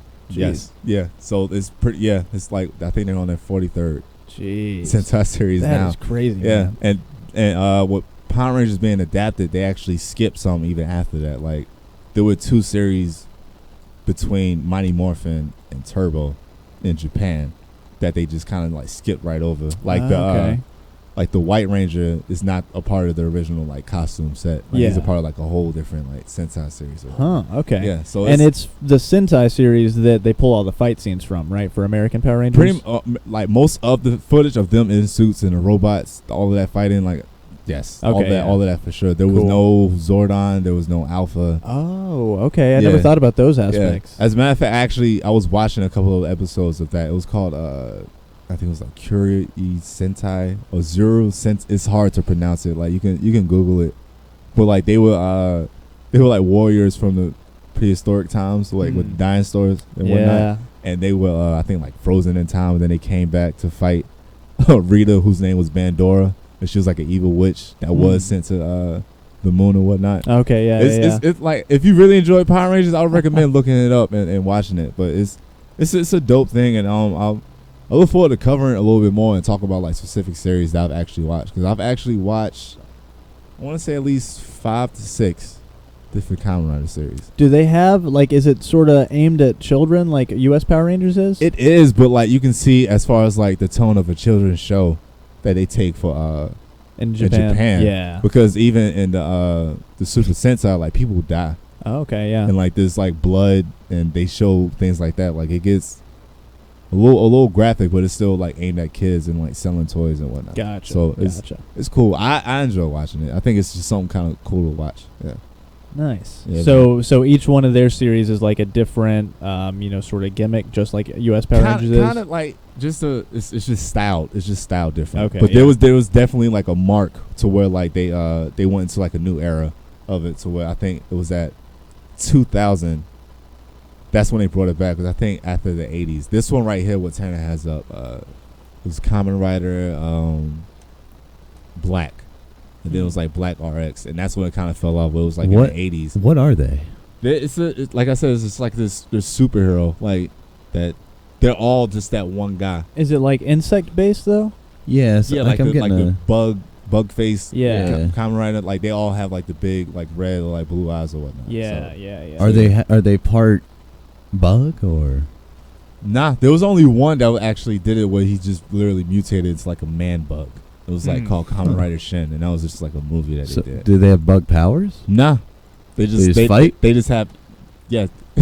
If somebody can pull up like a clip, you can see it. Like it's very Power Rangers. They're just like good fighters. Yeah, they fight and they pull out weapons out of nowhere, and they have different vehicles and whatnot. And it's pretty cool. Like one of the gimmicks for one of them, it was called Kamen Rider O's, and his belt, it took these coins that he would slide in there, and like he's the guy on the far left. Okay. To where like you see that That's big a lady. that big circle on his chest.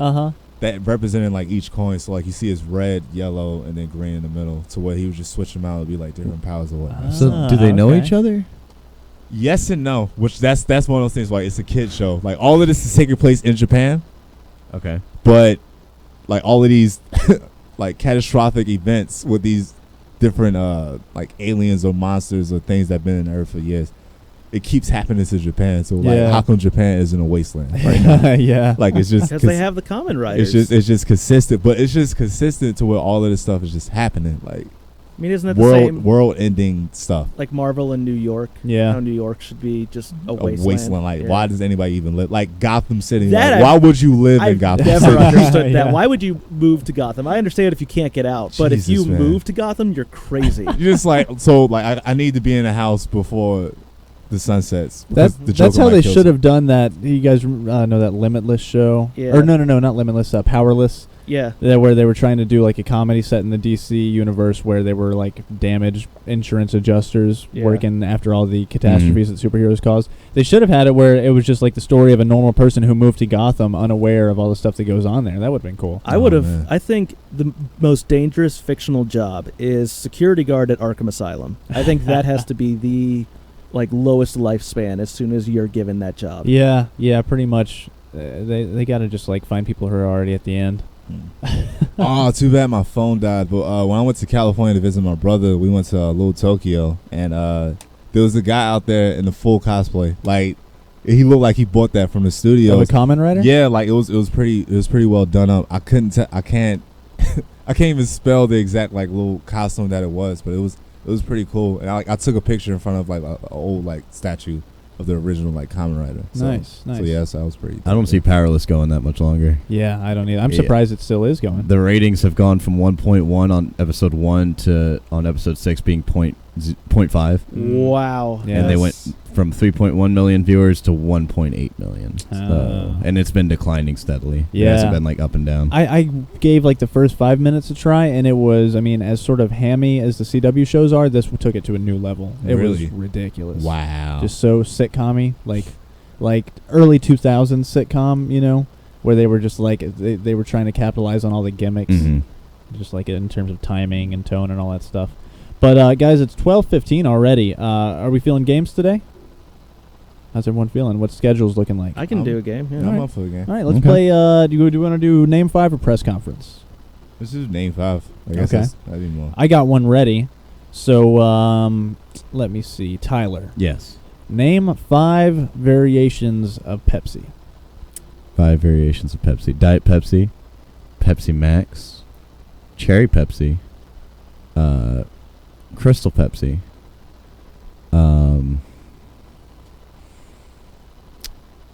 Vanilla Pepsi. Okay, yeah, I should have done ones that are like limited releases or something like that. yeah, Pepsi maybe. Blue. Yeah, that's what I was thinking. That was the first one that came Wasn't to it mind. like a lime Pepsi too, or was it just yeah, lemon? there was. Yeah, lime Pepsi. That's right, Mm. and lime Coke and all that stuff. Ugh. Man. Okay, so Tyler's turn.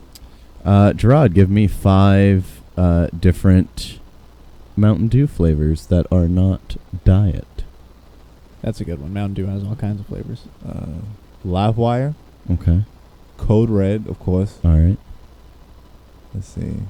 High Voltage. Yep. I believe it's just called Voltage. Voltage. Yeah, you got it. I'm seeing a purple one. And I'm seeing a blue one. I don't know the names of it, though. Come on. I don't. I honestly don't. Yeah? Is the new energy drink? Okay, yeah. No, it doesn't count. No. Kickstart. Kickstart's actually pretty Oh, tasty. Baja Blast. Nice. Excuse There me. you go. So Can't that's leave that 4. I know they had the little campaign with the 3 different flavors. Yeah. I can't remember for the I think it was only 2. It was Baja Blast and the other one. Nah, they did that The whole other like one choose a turned my new poop flavor. green. It was like Yeah. new to the new flavor. Yeah, they had like a white one. It was Voltage and then like 2 other ones. You're talking about the one before Choose Your Do.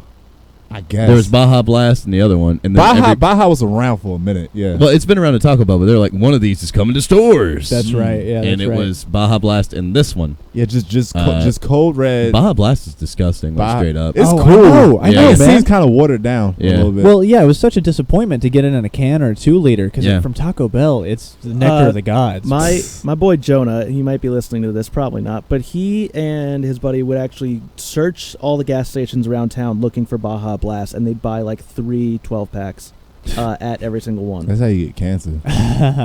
They love it. Can they you think? sincerely love it. Can you think of one more? I can do a phone a friend I can't. if you want me to help you out. Sure. There are let's 2 phone- that let's phone involve somebody. blacks. Yeah. Jeez, we'll ignore the tension there. Like I should know I'm this. just kidding. Like I should know. No, this. I was just telling you. One of them was in the new Hub. Okay. Do you want me to just name them off? Yeah. We've got Baja Blast White Label. White label. Yeah. Interesting. What? Spiked. Mountain Dew Green Label. Pitch Black, who was going up against Baja Yeah, Blast. yeah. Game Fuel. Citrus Oh, Cherry. Yeah, that's right. Black Label. Oh Code yeah, that was Red. the Halo one, Yeah, right? Game Fuel, yeah. Yeah. Code Red. Sangria Blast. Jeez, guys, this power is freaky. Yeah. Sangria Blast. See, I don't know Oh, you about got- all of these. You got Interesting. Dew Shine. Supernova. Typhoon. Oh, yeah, because Mountain Dew is an old slang term for moonshine. Mm. Apparently, Mountain Dew was created to be mixed with moonshine. Did you say Livewire? Yeah, he did. Okay. Livewire was the crap for if I'm chill- censoring myself. I had to chill out on the sodas a little bit because I was feeling a little body pain. Like you should stop drinking this trash. Yeah. And just chill out. So the only thing I really drink, like I'll have a Mountain Dew randomly, rarely, maybe once or twice out the year. Mountain Dew and Dr. Pepper are like my treat sodas, but I'll drink Cokes pretty regularly. There's a Dewito. Oh my That's god. gross. Mountain Dew. In 2014, Mountain Dew was reported to be testing a Doritos-flavored Mountain Dew on Oh. U.S. college campuses. Jesus, that's like the Pizza Hut hot dog pizza. I'd Sure. eat that. Sure. Ugh. We That's can't like- sink any lower. They Just do it. added. Let's not forget, a couple years ago they added Fireball to Budweiser or like Bud Light. Wait, what? Oh my god. They had Fireball in the Bud that Light. sounds like I'm about Oh, to throw up already. By the way, I just saw Logan yesterday. Good movie, but it kind of bugged me that he had empty bottles of Fireball. I feel like Wolverine wouldn't drink Fireball. Yeah, that is an I don't think interesting he's choice. an 18-year-old college He student. might be a Jim Beam type of guy.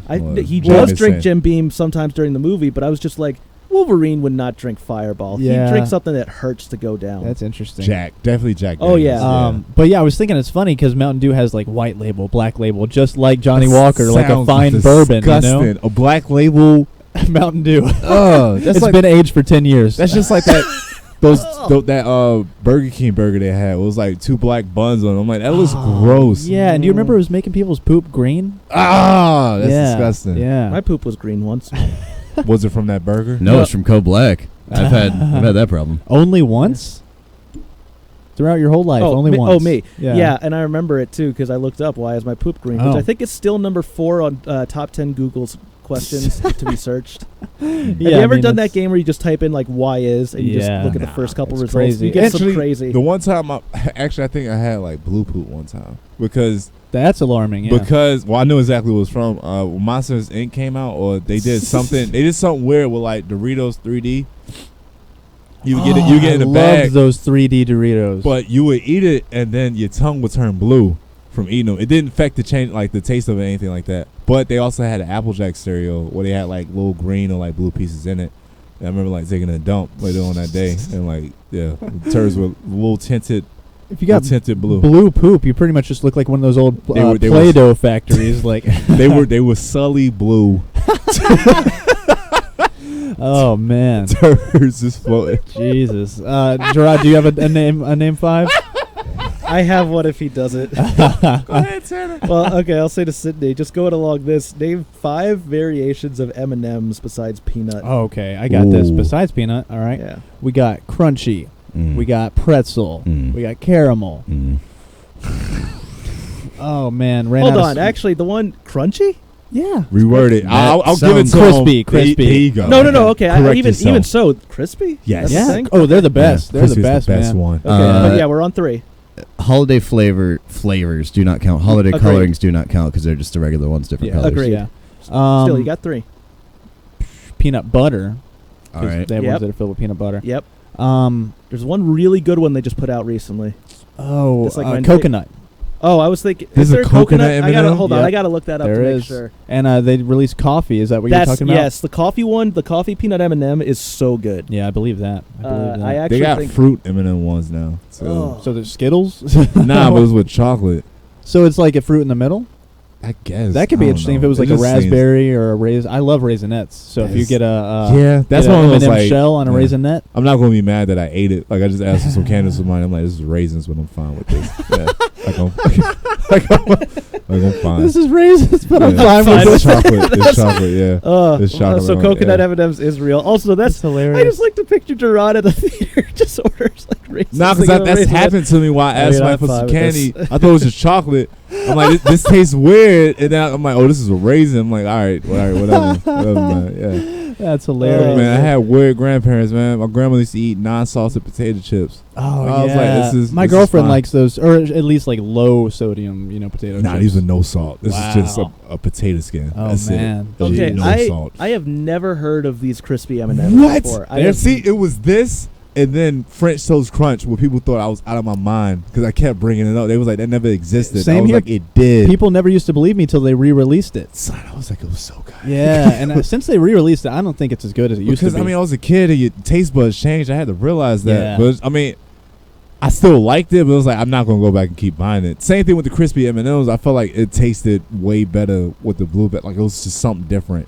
I know what you mean. when it was yeah. out. Like, the crispy Snickers bar was like my favorite thing. I'll let you guys in on a secret that it doesn't sound like it'd work out, but seems like it'd be right up Tyler's wheelhouse. You get a big old bowl. You combine crispy M&Ms with sweet and spicy, or like spicy Thai chili Doritos. Mix them all around and just get like handfuls of them. Put them in your mouth at the Do you same crush time. it or something? No. You just eat them whole. Your mouth is going to be destroyed. Or how about the roof of your mouth is not going to be intact afterwards. How about you dip the Dorito chips in a bowl full of crispy M&Ms? You could do that, but then you Just- get the chance of them rolling You know, off. Sydney, Mm. to be honest, I thought like you were the one person here who still had dignity. That sounds disgusting, but we're trying to get listeners. So what was it again? It was crispy M&Ms mixed into a bowl with spicy Thai chili. What is that? What are those called? I don't know why I'm forgetting the name What? of it. The purple bag Doritos. It's like spicy nacho cheese. Well, no, it's like spicy Thai chili, sweet Thai chili, or Mm. something like that. All right. Well, that's coming up, folks. Be on So- the lookout. Cool. I Yeah. can't wait. I love it. So I'll do one last name 5 for Gerard, and then we'll get out of here. So I'll try to keep it up with the same theme of food-related stuff. Name 5 fillings. This is probably gonna be too hard. There might not even be 5. Tanner, this will take some research. Name 5 fillings of Jesus, Twinkies? Yes, thank you, Tanner. Name 5 Twinkie fillings. Ah, that's gross. What? There's more than just one? I know. Yeah. I know there's chocolate. There's I know wow. there's chocolate. There's probably a peanut butter because they probably tried to copy Funny Bones. I know of at least 3, We're not gonna get but into like I that. said, I'm not sure if there's 5. Are there, Tanner? Okay, I don't think there's 5. I'm just kind of blown away that Twinkies has a historical reason for using vanilla cream. They actually used to be banana cream, but bananas were rationed during World War II, so they had to switch to vanilla. Whoa. So World War II just affected everything. World War II kind of changed the world. Huh. Okay, so let's not do Twinkies then. Let's just do name 5 variations of Skittles. Tropical. And it'll be across the board. You can do, yeah. Berry. Mm-hmm. Sour. Mm-hmm. Yep. Gum. Don't look at my screen. I'm not. Yeah, I would look it up here, but it's directly in Gerard's eye line. And if we have any listeners who want to try to beat Gerard to the punch, we can try to work out some sort of... Tropical berry. Sour. I don't know, man. You ready? What's up? Oh, I mean, do you want me to put it on screen? Sure. All right. Orchard? Okay, that's right. Desserts, Dark Desserts. Side. Orchard, that's the one I was thinking of. What's Dark Side? I don't know. Black Label Skittles. Aged for 10 years. They're, I guess, like, darker fruits. I don't know, man. They just look like... Blackberry, boysenberry, pomegranate. I don't know. Wow. You got a green in there, so I don't know what that could be. Orchard. What is Ugh, orchard? dessert sounds disgusting. What are the flavors? Like strawberry shortcake and stuff like that? Yeah, I feel like Skittles is sugary enough on its own. You don't need to like put... Yeah. I don't know. I don't like that flavor mixture with the I Skittle. still want to like have a party somewhere and just have a bowl of Skittles and those mixed. Oh. And that's it. Huh. That's it. Yep. Oh, just I- like all of these, you mean? No, just Skittles and M&M's. Just mix them together. Trick Dude, people, yeah. Yep. I was at a place, was at this freaking like house, and we had a guy who was allergic to peanut butter, so we put in Reese's Pieces with the M&Ms, and saw what happened. What the hell, man? Did y'all do that on purpose? Yeah, Why? because we thought it'd be funny. What How happened how old were you? 20. 22. Yeah, oh my God! What happened to him? he was fine. I like how calm you talk. What's this guy's name? And let's get him on the show. Oh, were you like, Kumar. were you prepared to go to His name jail if he went into like anaphylactic shock? No, he's not that allergic. Because I mean, like I know a girl who is allergic enough that like if she even walks into Chick-fil-A because they use peanut oil, like she'll start to have hives. Wow. I think he like took, if I remember correctly, I remember we did it, and I think somebody like told him beforehand. They're like, so they mixed M&Ms with the Reese's Pieces, so don't even try. Jeez. All right. Yeah. Well, I would have thought that Tanner would have had like the They got least, dark. Yeah. Yeah, Yes, yeah, like yeah. the least. Tanner just tried to kill somebody. He Pretty wasn't much. that allergic How did you know that? because my mom works at a bakery, and I brought some cookies from her, and he ate one. He's like, Tanner, is there peanut butter in this? He's like, yeah, and he spat it out. He's like, cool, so I'm allergic. Oh, okay. Well, yeah. See, yeah, he didn't yeah, care okay. enough to ask, so I assume he's not that allergic. True. Yeah, that's a good way to put it. How is he supposed to know those Reese's Pieces and mixed with what? Well, he's not supposed to. That's kind of the fun. M&Ms. Remind Reese's me Pieces. to never go over to any of your family functions. It wasn't family. It was friends. I would never do that with my family. Whatever your gatherings, like Tanner- never. I'm allergic to filet mignon. All right, guys. With that, let's end the show. It is April 6th. Thank you for anyone who was with us today. I'm Sydney Roberts. You can find me on Twitter and Instagram at SydneyRoberts18. I am Tyler Wood. You can find me on Twitter at Tyler W. Wood and on Instagram at Styler Wood. If anybody's interested, the comic book's over there. We're giving away a kick-ass graphic novel, Volume 1. Cheer. Excuse me? Cheer. Oh, I thought you said 2, and I was like, no, sir, it's Volume 1. Just refer to Tuesday's episode if you want to see the cover of that like a dozen Yep. times. And we are going to be making a little promo after this. If you're interested, you're going to be retweeting a specific tweet or sharing our Facebook page in the next few days, or maybe sharing a specific post, make it a little bit easier. And you'll get your chance to win that coming up on the 14th when we have Ben Motzinger from Memory Lane Comics coming in. Yeah. Gerard, over to you. Oh, thanks for the handoff. I'm Gerard Fortune. You can catch me on Instagram and on Twitter at AROD, EY_ROD.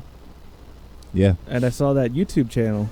Oh, yeah. Yeah. Yeah. Yeah. Chill. Chill. Are you sure you want those videos being publicized? Whatever, man. I got them, so All just right, put 'em something, out. Ma. I knew exactly, like, I'm going to wait to go off air. I'm not even going to waste any more time. Just close out the show. Then yeah, my name is Tanner Methvin. You can find me on Twitter at Tanner Methvin. Yeah, he will try to kill you too. Be allergic to peanut butter. Only if I know you're allergic to something. Jesus. Yeah, man. so don't share any personal information with Tanner, and it's probably best to avoid any food that he hands you. So I don't keep feel that safe. keep that in mind, guys. But this has been Prime Nation Radio. We'll be back tomorrow at 10 a.m. Oh, and we didn't say at all. Sorry about missing yesterday's show. We had we're running the audio studio out of this same space as well, so we had a prior commitment. But we'll be back. We'll be back tomorrow at 10 a.m. So Machiavelli. tune in then. Hope you guys have a good one till then.